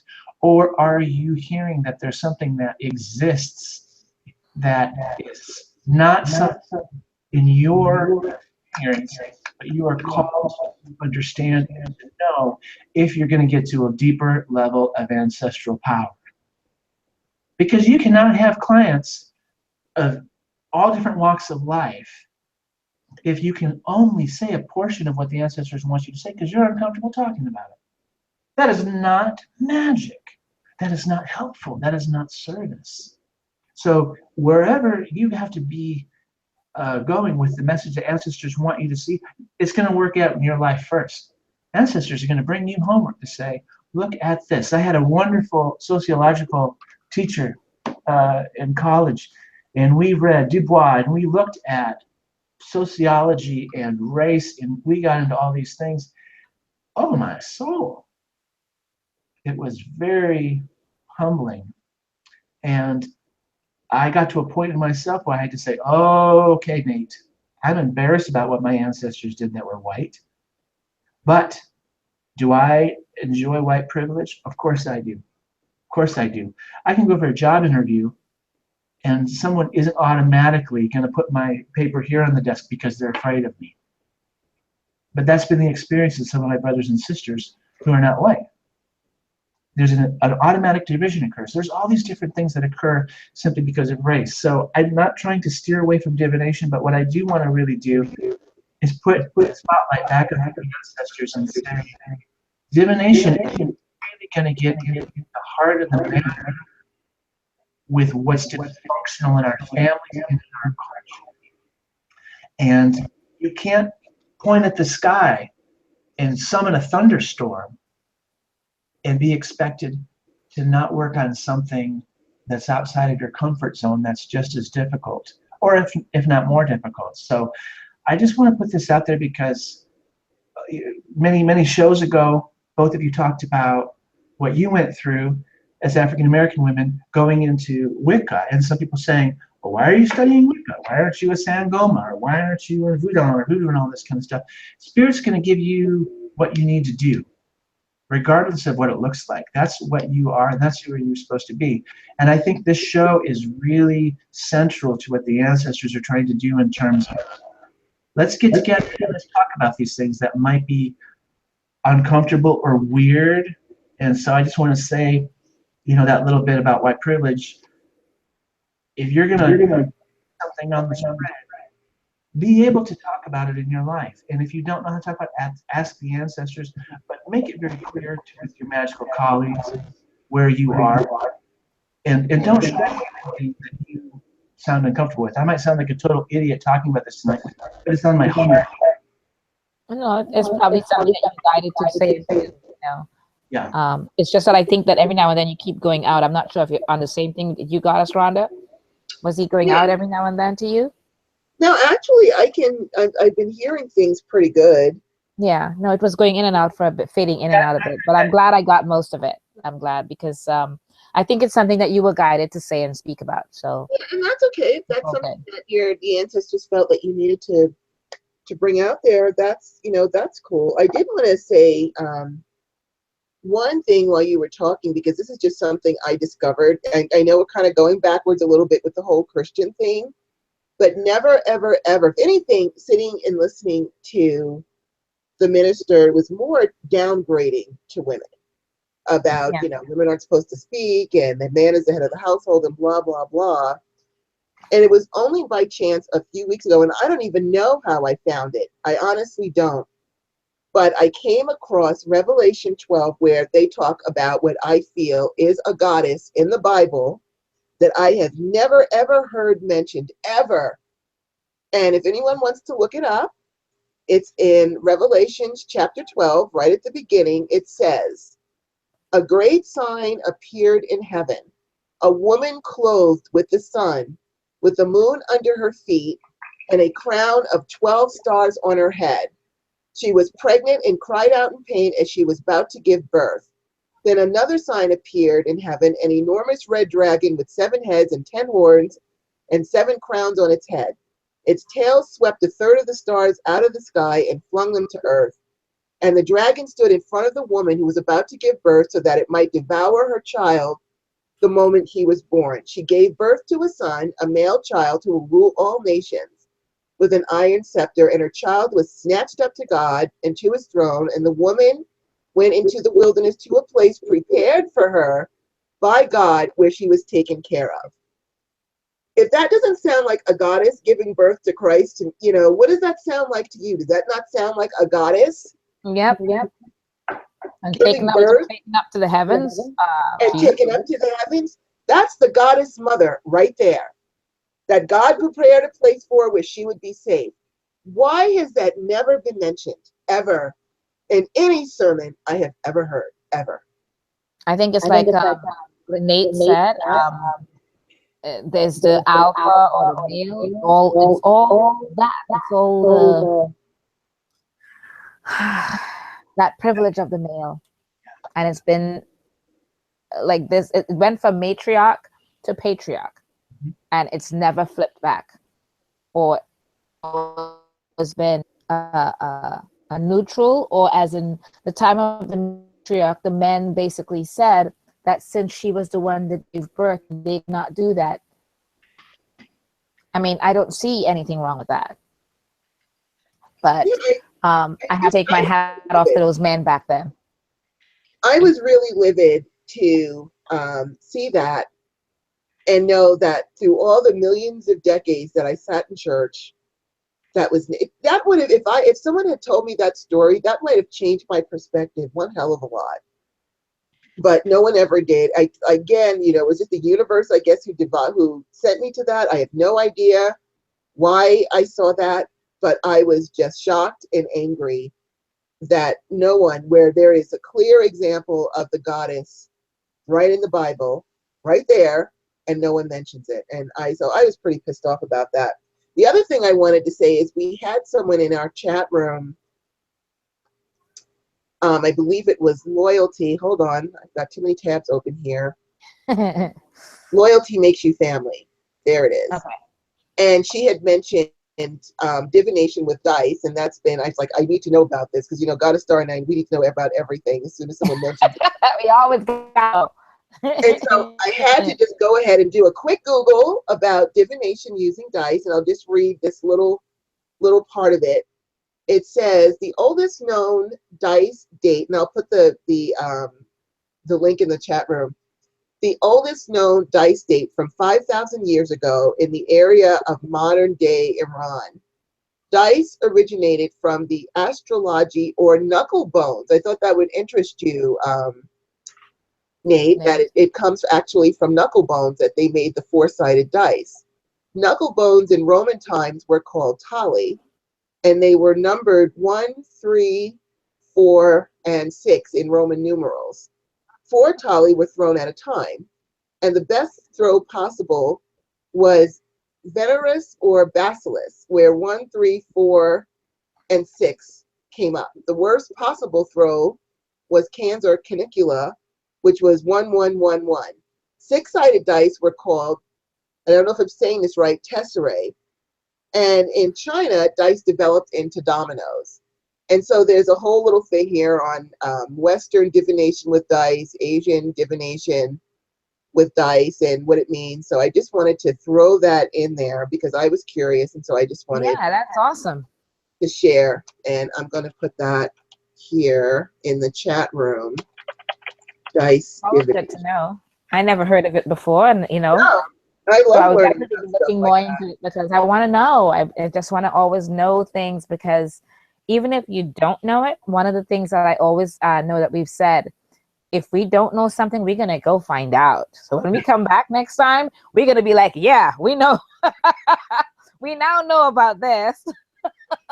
Because right. again, no one knows everything, but we're certainly going to give it a hell of a try because we want to know. We want to know. I need to know. It was driving me nuts not to know, so I had to look it up. All right, so let's go ahead and move on to our next thing about divining. I know we kind of got on our own little tangents, but sometimes things are said, and that's okay. So let's talk about what people should take the time. Let's see, where were we? We did the benefits of divining. What types of divination are there? Oh, okay. So what types of divination are there? So let's go ahead and talk about various types of divination. We'll let you go first, Nate, since you're our guest. There's a really cool story. Going back to Goddess real quick. So I'm nice, and I'm running around the house getting everything ready, and I light my, make my offerings at the gods' altars that I have in my house. And Venus, my Venus altar, I'm doing everything, and she says, "Young man, dust this altar. We're going somewhere tonight." And it was because the both of you. So I had to take everything off the altar, give it a quick fresh dusting. And she literally said, we're not showing up in that show in this condition. I said, okay, we'll do this. But it made me so happy. Just little things like that. So Hermes, who is my primary tutelary deity in terms of being a wizard, the story that I was exposed to back when I was working with Hellenic pagans from the Greek tradition, is that Hermes was born on Mount Kylene to the Titaness Maia. And so, he's this precocious toddler. He hops out of the cave. He's bored. I'm not living here forever. I'm a god. I'm supposed to be in Olympus. Runs down the road. And along the way, he finds this tortoise. And he knows he's going to go steal Apollo's cattle. So he's got to be able to have something to give to Apollo to distract Apollo from being angry and killing him on the spot. So he takes this tortoise and he skins it out and he makes the lyre with it. But he also puts a handful of pebbles in the tortoise and he carries that down the road. So the act of, or the art of pebble reading and stone reading, because in a bone kit, it's not just bones. There's feathers, there's pebbles, there's, you name it is in this bag.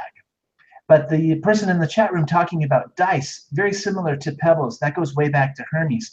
And a lot of people, bone reading, will put their bones in a giant tortoise shell, and that's how they're thrown. Or they'll fill the tortoise shell with water and read through the water, or they'll literally read the back of a fresh tortoise shell. And the trigrams, the 8 diagrams in Taoism, there's this strong link with tortoise magic. So we've got that as a form of divination. A lot of people divine using fire. I'm not skilled at that or even understand really anything about it. But how I was taught is that the fire is the portal to the ancestors. So we always have fire, when we're throwing the bones, and we have the candles lit, of course, so people can see inside the flames. There are sacred woods. There's 3 of them, and I'll try to get that back to you. And before I forget, Goddess Rhonda, this is the mudra to get vampires away. Oh, awesomeness. This one comes from Tibet. You do this, and you have 1, 2, 3. Yes, and fingers out. Don't have them curled. Be strong. And you hold this as long as you can, maybe 3 minutes. And you do this in public. You'll have 1, 2, 3 circles forming over you. Your aura will go bright, bright, bright gold like the sun's corona. And it literally burns off an energy vampire's attempt to latch onto you. It fries them. Excellent. And they have to leave the building that you're in. And so when I have to use this, I look right at the person and I do this. Sometimes I hide my hands if that's a strong energy vampire, because I don't want them to figure out how I know how to do this. Right. A while ago, and it works. And when you were doing that the other day and you were showing your magic, I said, there she goes again. It was like that one day when I first discovered you guys, and I knew I was falling in love with the show and just fell out for both of you, because Goddess Rhonda said, you can self-study till the cows come home. I said, that is the truth. So, back to divination. There's augury, which is the flight of birds. The councils would do this in Rome, and also the Senate used this a lot. And now, there's a lot of ways people can use sleight of hand magic, which is, the fake magic, to trick in magic, people into thinking certain things. So just be aware that sometimes people would be hiding behind a building with a flock of birds in a box, releasing them the direction they wanted to go. So there is this history, we're going to be honest about it, about charlatanism for people trying to divine or scribe. But you know what? That's the truth with all spirituality. And I think whatever form you're being attracted to, whether it's turtle shells, fire, dice, bones, tarot, the I Ching, the runes, the client's going to go to a person that in another life they had a reading who's the same type of medium, or that speaks to them, that comforts them. The clients that come to me are really the kind of people that grew up with their little scrappy bits. They were always carrying stuff in their pockets. It's just they connect with the bone spread. Same thing with people with fire. So I feel that you really get a pull. The client gets a pull to the divination that is familiar to them and also comforting. Yeah. Mm-hmm. Absolutely. And you mentioned so many, but let me see. Okay. And actually, to be honest, there are hundreds of different types of divination. There are so many, but go ahead. I'm sorry? No, I was saying, you're right. Go right ahead. Yeah. But, the known ones that a lot of people go with is like astrology, palmistry. You mentioned tarot already, Nate. And then there's also entomacy. Sorry. Which is interpreting the appearance and behavior of insects. Oh my goodness. There's even one with urine. Would you believe this? Literally reading the appearance of urine in a pot. That's called romancy. When I heard about that, I was like, seriously? I'm sorry. I am not interested in that one too much. I'll keep my bones. I am sorry. I heard that one. I said, okay, I'll pass on that one. But it is called romancy. You should look that one up. But there are so many of them. There's a tea leaf reading. I love doing the tea leaf reading one. Let's see. A little more. The tea leaf Say reading. again? Can you go into that for just a minute? Your whole aura just shot like the sun when you said that. Talk about that. I just love the tea leaf reading because we teach that at our academy. All about, and depending on the tea, so we have people choose the tea, or they can just use just plain black tea. But people sometimes choose the tea that they want to, what tea herb that they want to use, and it tends to agree with them best. Whatever the readings come out tend to be right for them, because like you said, it made them comfortable, whatever it is. So and we do the whole readings with it, and people are always surprised when they get such accurate readings with it. Wow. The scrying with fire, when you do that, there's the scrying with fire, with water, of course the mirror. There's even scrying with wax. Wow. Even with people, a lot of people do the wax in the water. People do it with wax on the skin, with that too. So there's so many different types that you can think of, and I'm sure Goddess Rhonda could come up with a few more, but there are hundreds, and there, like you mentioned, there's so many others. It's always interesting to learn more about what is another new one. So that one with the urine kind of got me. It did get me, because I was just like, really? There's such a thing? So who knows what else there is in body parts that they've got going on that I'm like, okay, I am not doing that one, or whatever it is. Right. But it's certainly interesting to know that there are, if anyone could look at any particular thing, and I'm sure that people may not even have a name for it, that there are divining tools that they've used that they have no name for it because they can't even think of what the name could possibly be, but they're getting readings from it.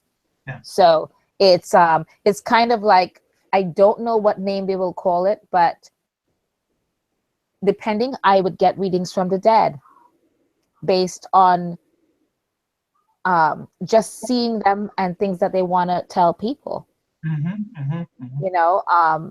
I went to the Wicked Witch of the North event, a week and a half ago or something like that, or last week, and in the shop, the shop had no mannequins at all, and we were in the back of the shop, and then Crystal and I looked up front, and then Crystal looked at me, I looked at her, and she goes to Greg, "Who's the woman up front?"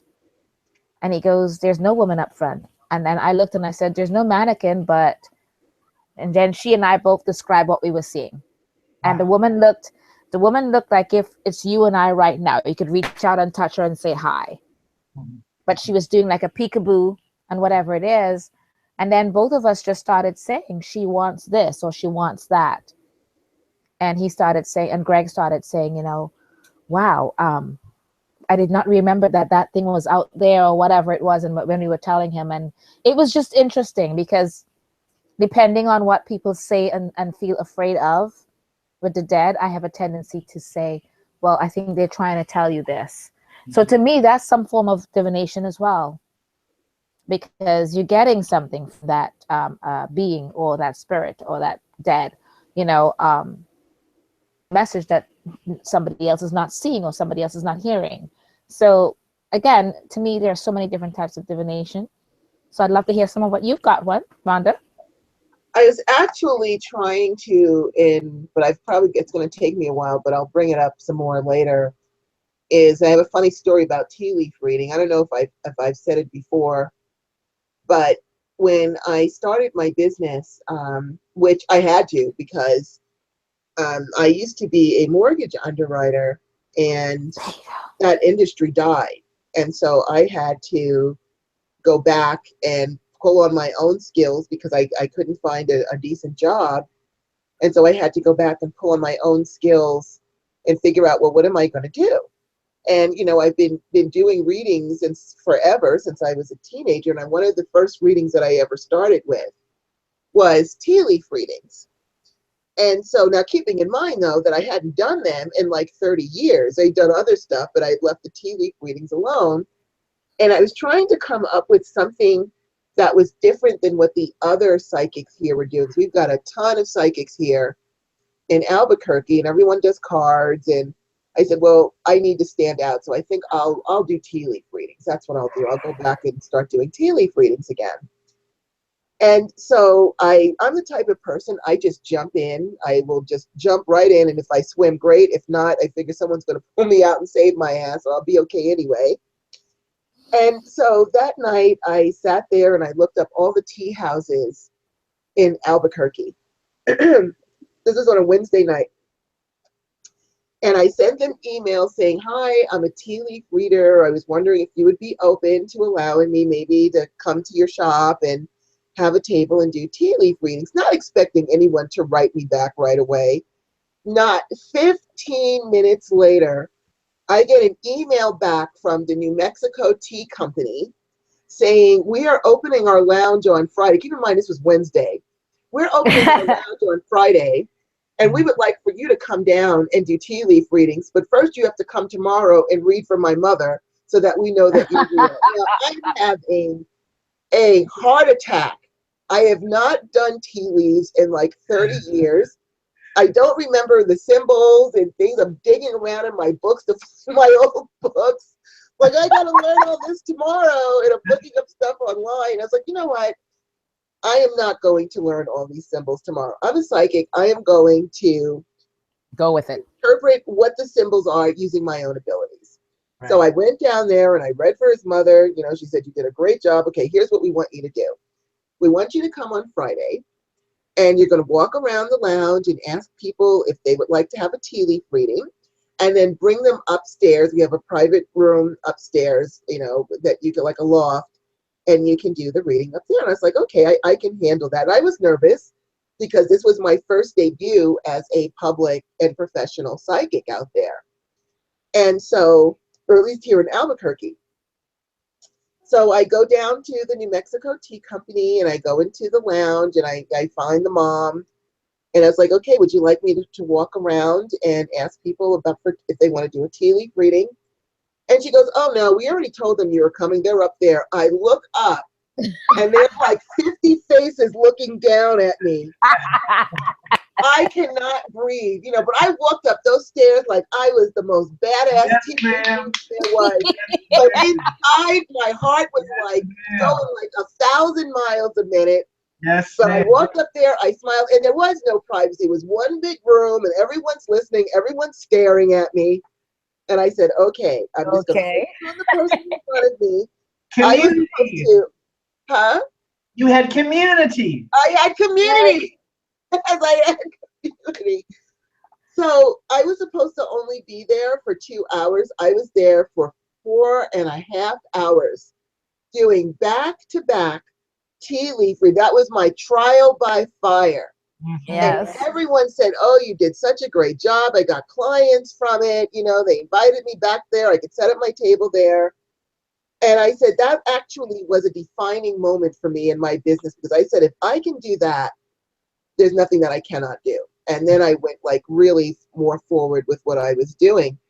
But that was how I broke into it in Albuquerque, was doing tea leaf readings. And I have pictures of tea leaves. I was trying to find them while you guys were talking, with the symbols. And one of the ones I remember from that night was 2 girls came up to me, and they said, okay, we'll go one at a time. So the first one came, And she sat down in front of me, and I'm trying to find it. And I'm pretty sure I can find it. If I can't, then I can't, but I'm going to try.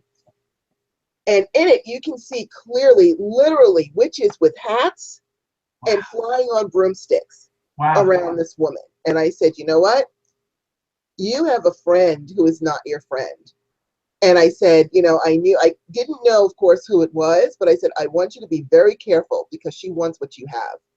And she's coming at you with all kinds, she's doing magic on you. And I want you to be careful. Well, you know, I'm trying to figure out who it could be. I said, well, examine your friendships and, you know, using even your own intuition, figure out who's doing this to you. But it's important for you to figure this out because someone's coming at you. Right. And so she shot up and she said, okay. So she gets up and she motions to her friend. Her friend comes to sit down, and then she goes downstairs to give her friend, let her friend do it. As soon as the friend sat down, I knew it was her. I knew that she was betraying her best friend. And I looked at her, I said, you know, you have a very strong, like, psychic energy. Do you do any kind of magical practices or anything like that? And she goes, yeah. You know, I do, and I could just see it. I knew it was her who was going to do her friend in. Wow. But I couldn't say anything to the friend. Well, first of all, the friend walked away, but not only that, you have to be loyal to your clients. You have a position of confidentiality. So I couldn't rat one out over the other because they were both my clients. But I did suggest to the other person that they might want to reconsider the plans that they are working on because they would not come to a good end. It was like the most I could do is to give her that kind of advice to try to get her to not do her best friend in. I didn't just say, I know you're going to try and screw your best friend. Don't do it. Yeah. So, but I did let her know in my own way that what you're doing is wrong. And so anyway, I just wanted to give that story. And if I can find some of my tea leaf pictures, because I take pictures because they're so vivid, the pictures, Yeah. I will try to dig some out before we end. And if not, I'll show them next time. But other forms of divination, you guys, you know, I mean, there's so many. I mean, there are just so many. One of the ones I personally do on people, especially the ones that come to me and they don't have specific questions, because, you know, people will plop down. I did 2 things this week, and I did a wedding shower, and I did what's they call here the Beastly Bash, where it's done at night at the zoo. And so I did like 6.5 hours of I must have done like 50 people back to back, which was like, that was hard even for me. But the people that come to me and they just plop down and say, I don't have any questions, you know, I don't know what to ask you and things like that. What I will do is I read their energy, and I get up and I read their chakras. And their chakras tell me what's going on with them, what's happening, what are things pointing to, what needs to be gotten rid of, what are they clinging to. And so you can actually learn how to read your own chakras, read your own energy, your own aura, to divine what really is the cause of what's going on with you. What is the root cause? Because once you know what the root cause of your issue is, then you can go ahead and start to address it and fix it. And so divining through energetic readings is something that I do a lot of, is by looking into the person's chakra and looking into their energy and picking up what's going on with them. And people are truly amazed that you can tell what's going on with them just by reading their energy and truly getting to the source of what is going on. Like, I'll give you just a quick example of one of my Reiki students. In order to get her Reiki 2 designation, she had to, of course, prove to me that she could do it. So she brought over one of her long-standing friends who had constant ear issues, constant ear pain, and didn't know why. For years, her ear was killing her. And so I made, I had her get up on the table, and I had my student do her thing. And she said she felt better, but her ear was still hurting her. It was just, she couldn't understand it. The doctors couldn't find anything wrong. So I said, well, let me check it out.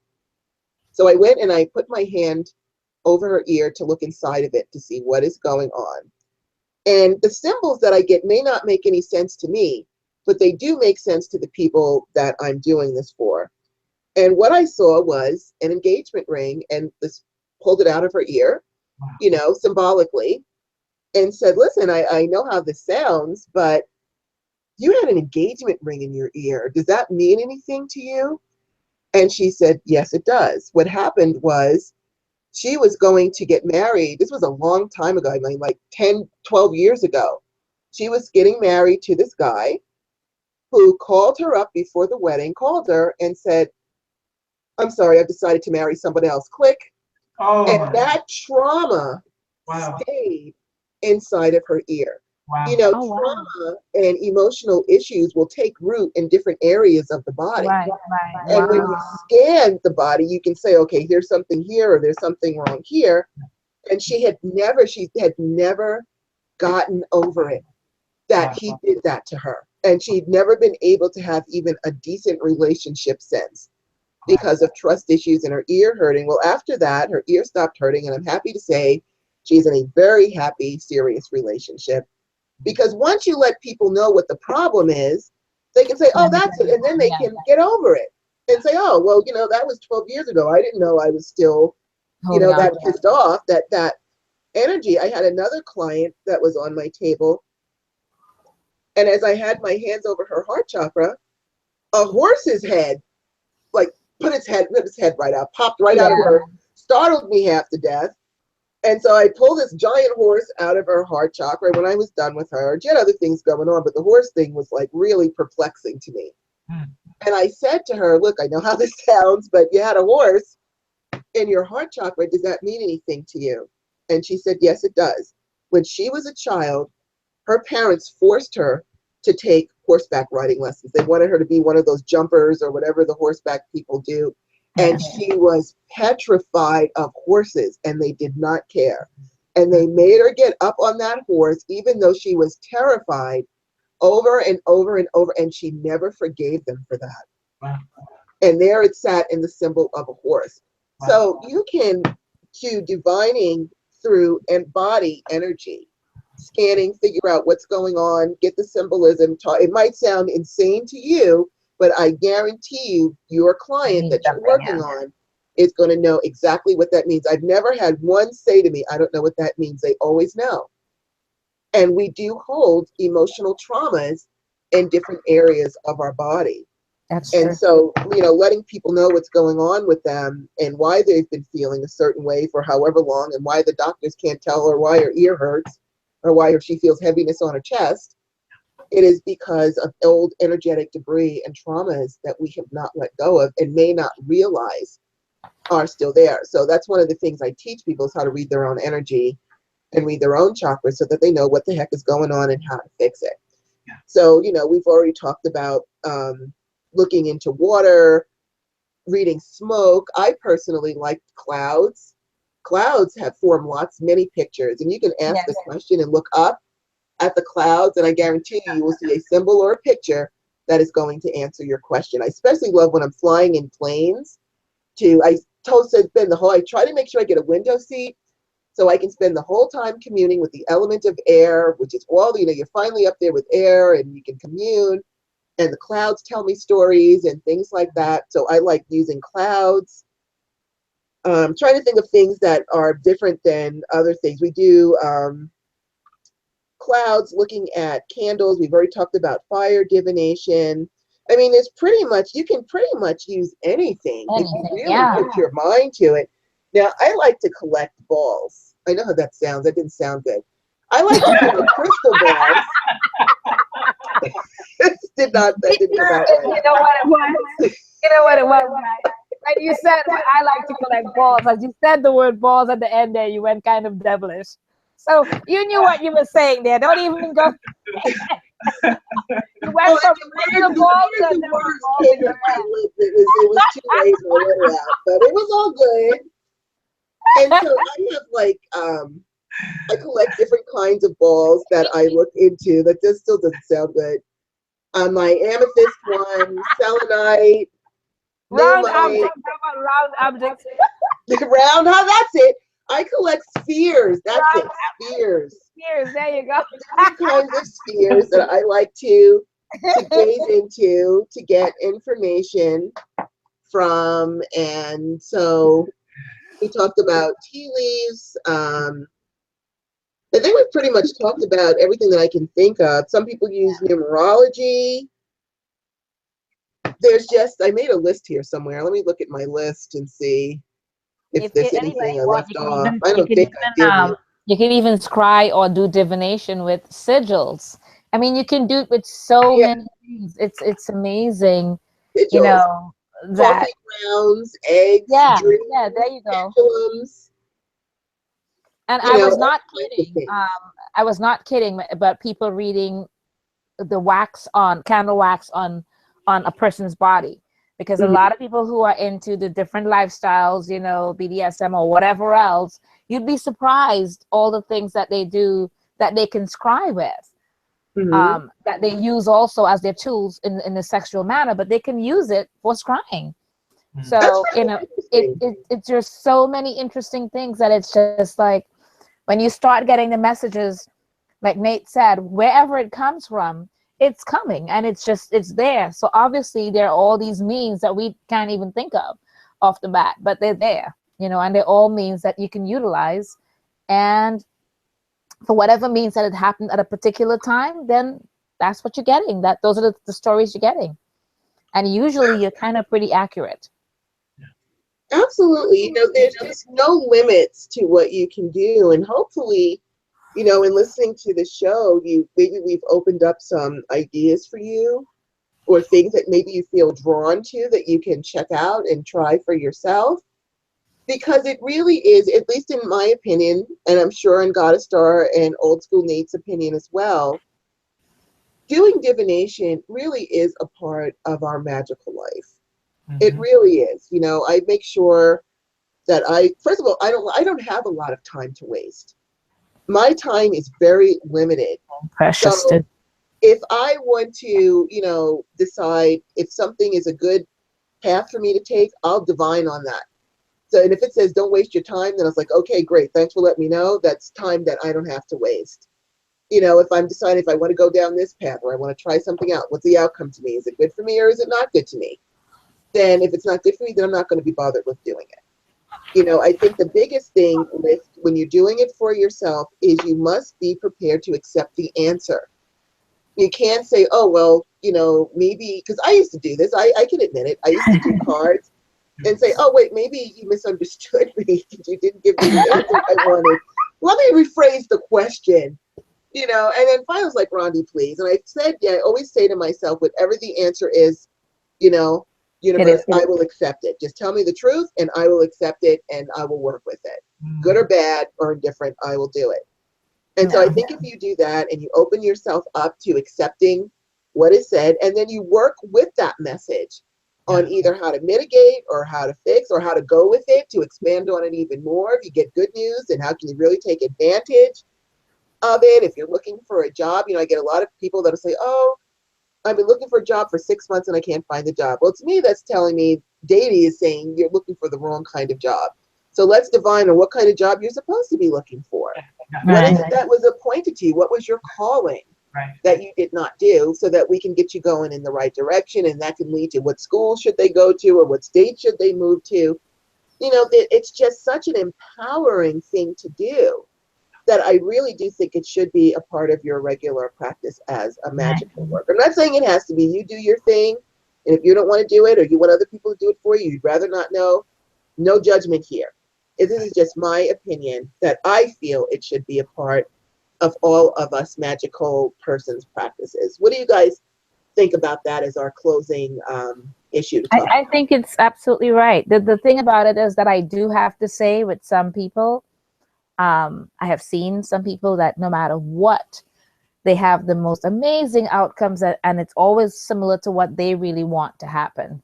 So you have to be aware that sometimes you can coerce your thoughts, or something's blaring at you in one way, but you're still seeing what you want to see. And I've seen that a lot, and I'm going, well, I don't see that, you know. And they're going, yeah, no, it's meant to be this way. And I'm like, Yes. you know, don't fool yourself. Don't trick yourself into believing it is what it is that you wanted it to be. It's not. Look at it for the reality. No, you know what I mean. It happens all the time, and they're like, they've already told me what they want, and then I pull the card, and it's exactly what I wanted, you know. And I'm just like, No, that's not what I'm seeing. No, I've actually had people where, you know, you pull the cards and you're like, okay, this is what it says. Oh no, that's not what it means. They actually will pull the cards and this one means this, and this one means this. This is really what it Yes. means. And it's all to what they want. I'm like, well, Yes. that's not my interpretation. But if that's what you need to believe, let me just tell you what my interpretation is first so that you have it. And then you can roll with whatever the way you want to roll with it. But they will take the cards from me and say, oh no, that's not what it means. This is what it means. It means this, and it means this, and he loves me, and this, or I'm going to have this, Yes, I'm and going to do I'm this. sitting there going, no, And no, I'm like, I'm not sure where you're getting that from, but you know, if you're hell bent on believing that, then really you shouldn't have even come here and paid me today because you already decided what's going to be the outcome. yeah, yeah. And you I've know, had I try to work with people's coping skills because not everyone has the coping skills to deal with certain truths. But Yeah. they will take cards and they will read those cards. They'll take it right. Oh no, that's not what it means. No, Yeah. no, No. this is what it really means. And they'll create a whole positive story Exactly. of Oh what my they want to happen. And it's like, okay, rock on. And Yep. good luck. I've seen that so many times. I'm sitting there going, no, no, no, I cannot deal with Yeah, just rock on, babe. If that's what you need. right, Nate? Tell me you have not had that happen. I don't allow. Well, let me get humble. I, let me. I love you guys so much. There's a little bit of a difference. First of all, the diviner makes their practice what works best for them. So we all have different experiences in life, and we all have different skill sets. If I have a person coming to me that is getting hexed by a friend, and then the person coming and sits down is hexing that person, I'll look right in their eyes and say, sister, knock it off. You better act right because this is what the bones are saying and you're being caught. I'm not worried about keeping that client. But is that the most tactful, intelligent thing to do? Maybe not. Maybe I'm opening myself to a situation I don't want to inherit. You don't know. I think in terms of people creating their own message and saying, oh, this is going to be how it is, and it's lovely, and it's fine. I don't go there. Notice Nate's voice changed into You know, it's like the California you know, I shouldn't pick on any group, but it's that whole like suburban, you know, just take it away, I can't go anywhere near it. I think that there gets to be a point in your life where you might be mature enough to divine for yourself, like Goddess Rhonda was saying when she asks, universe, I'm going to try to the best of my ability to accept what you're showing me is the answer. That's profound. Yeah. I don't divine for myself because, one, I can manipulate the energy of a lot of things. Two, I've been at this for a little while and I can overpower other people when I'm in my ego. And three, I'm really attached to what I want to happen.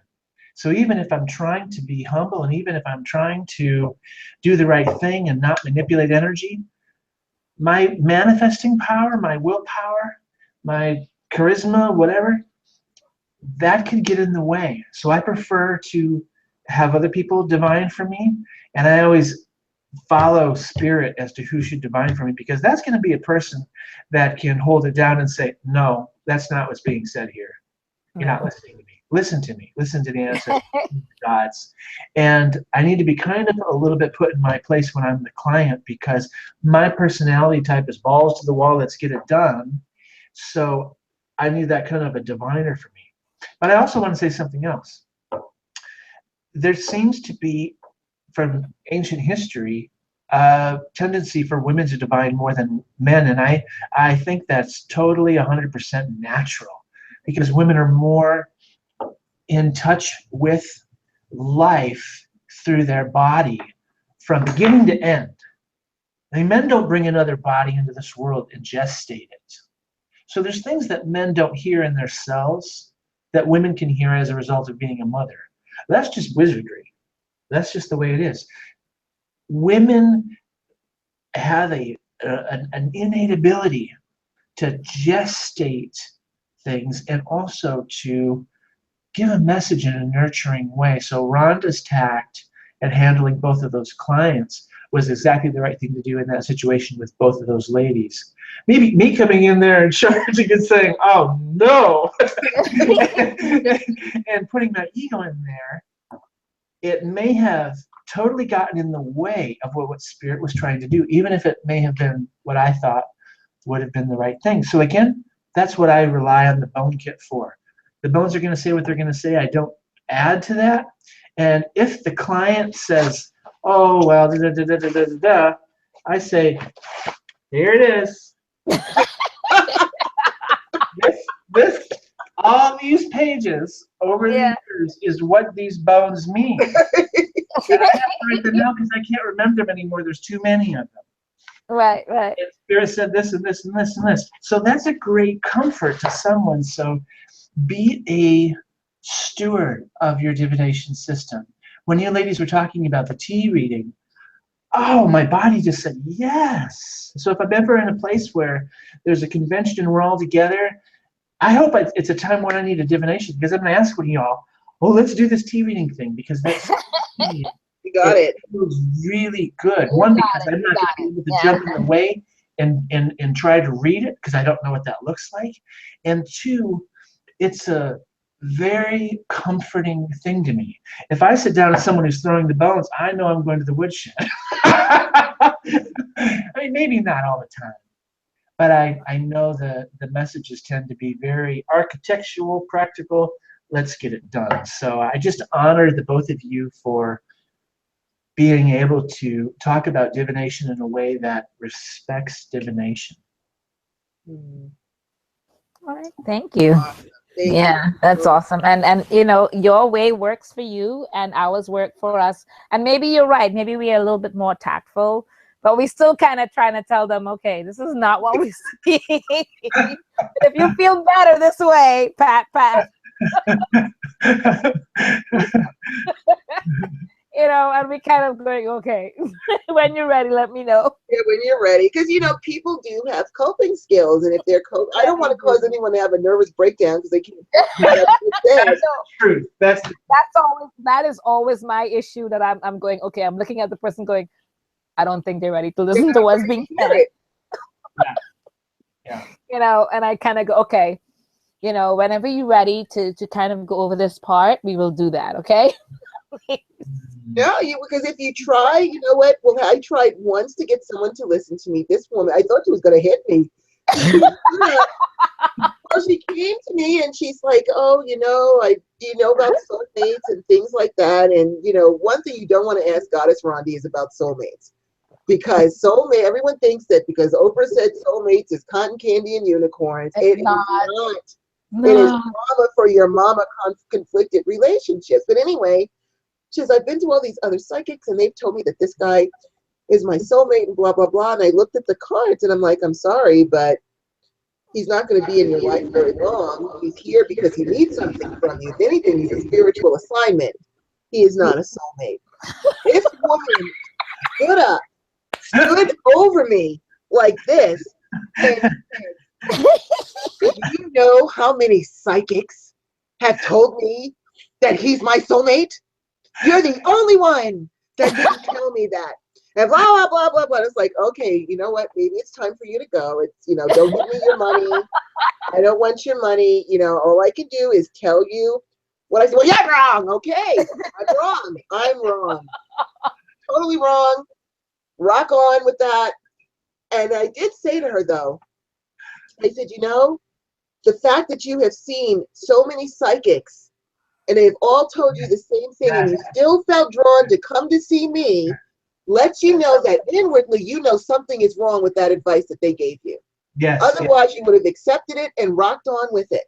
Yes, ma'am. But still, you had to see all these people who told you the same thing and you still felt drawn to come and see me about it, which lets you know your psyche is telling you something is wrong.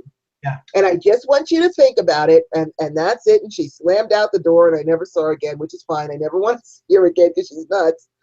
But Yeah, Yeah. I thought she was gonna hit me. She was so angry.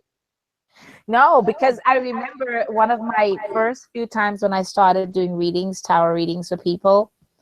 I did it as at my son's school as a donation. I set it up and I said, Wow. you know, I'm charging, but all the money is going to the school to help Right. raise money for the school. And I said, I'm very new at this. I think I was 19 or 20. I said, I'm very, oh no, I was not. I had my son, 28. I was 28, But anyways, so I was very, very new at it. And as I'm doing it, she said to me, what are you doing? You're making me uncomfortable. And I said, I don't understand. I'm just reading. She goes, well, I need to go right now, okay, because you're scaring me. Yeah. And I'm looking at her and she goes, you're just scaring me, okay? I just don't want to be scared like this. And she got up and walked away. Then she came back to the school a few days later and she's asking for me. And they told her it was just a mom that was doing the readings for her. Right. And she was just like, I don't understand, but she made me scared. So, but she still wanted to see me. And Right. she came and she saw me and she said, okay, I think I'm ready for you to finish reading for me now. And I finished reading for her and she goes, you don't understand. Things you were saying, you had no right knowing. So I don't know how you knew it. So you scared me. Yeah. And I was like, I don't know. I'm just telling you what I'm seeing, And I think it's because a lot of times they think that you make things up. Yeah, they So do. They expect to be sitting in front of a charlatan, and then when you actually tell them things, yeah, they get all scared and and to see that when she had walked away, she had told people, don't go to her, she will scare you. I was just like, I'm just doing it for the school. wanted to make some donations for the school. Yeah, don't do Well, really quick, what you bring up is really important because there's one little last thing, and this won't be a long ramble. Really briefly, money is a thing that diviners have to work on. The other thing is a fear of not getting any more clients. Why in the world is anyone divining if they're thinking subconsciously, am I going to ever have another client? What can I do to have more clients? That's totally getting in the way of your ability to read. Yeah. There are billions of people on this planet. Billions. There are millions in the United States alone. And with the internet now and with social media, we have more access to people who need to come to the ancestors and the divinity for the highest good through reading than ever before. So I really just want to encourage people, if you're operating your divination style with this fear of how can I keep my clients, how can I attract more, stop what you're doing and get out of divining for a while. Really sit with that, because you can't have a power and doubt that power at the same time and expect to use it well. Right. You're going to be projecting fear. You're going to be projecting all kinds of other messages. And the message has to be clear when you're divining. It's just what the real message is without your ego and your baggage getting in there.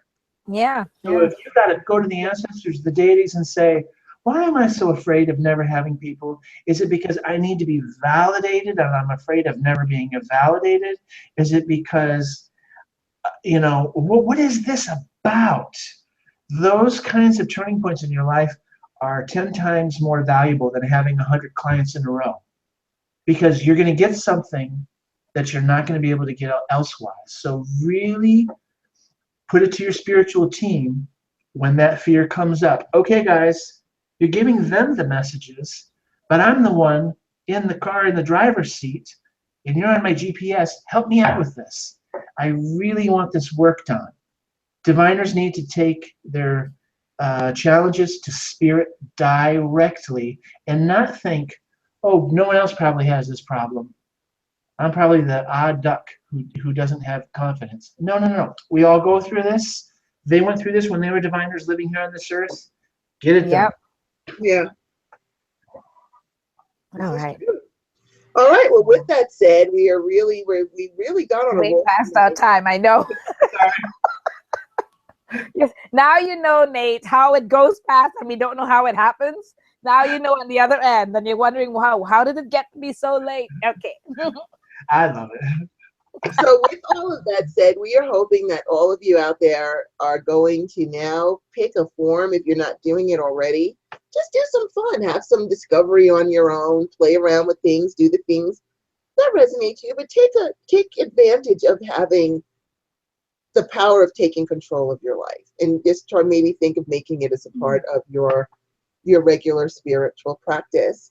And of course, we are always so appreciative of all of you who walk with us on our journey. You know, Goddess Star and I, we learn from you the same way you learned from today. We learned about dice reading. I'd never never heard of it. Dice. Never even heard of it. But then again, we should know that we can really divine with just about anything. But just with pretty much anything you can So divine. So with all of that said, we love you to pieces. Yep. Love you guys. And marry me, Mary Pod, and marry me me again. again. Love you guys. So much, everyone. Thank you. Bye-bye. Good night. Thanks, Nate. Thanks, Nate. You were great. Thank you. Great and Good wonderful night, having everyone. you. You're very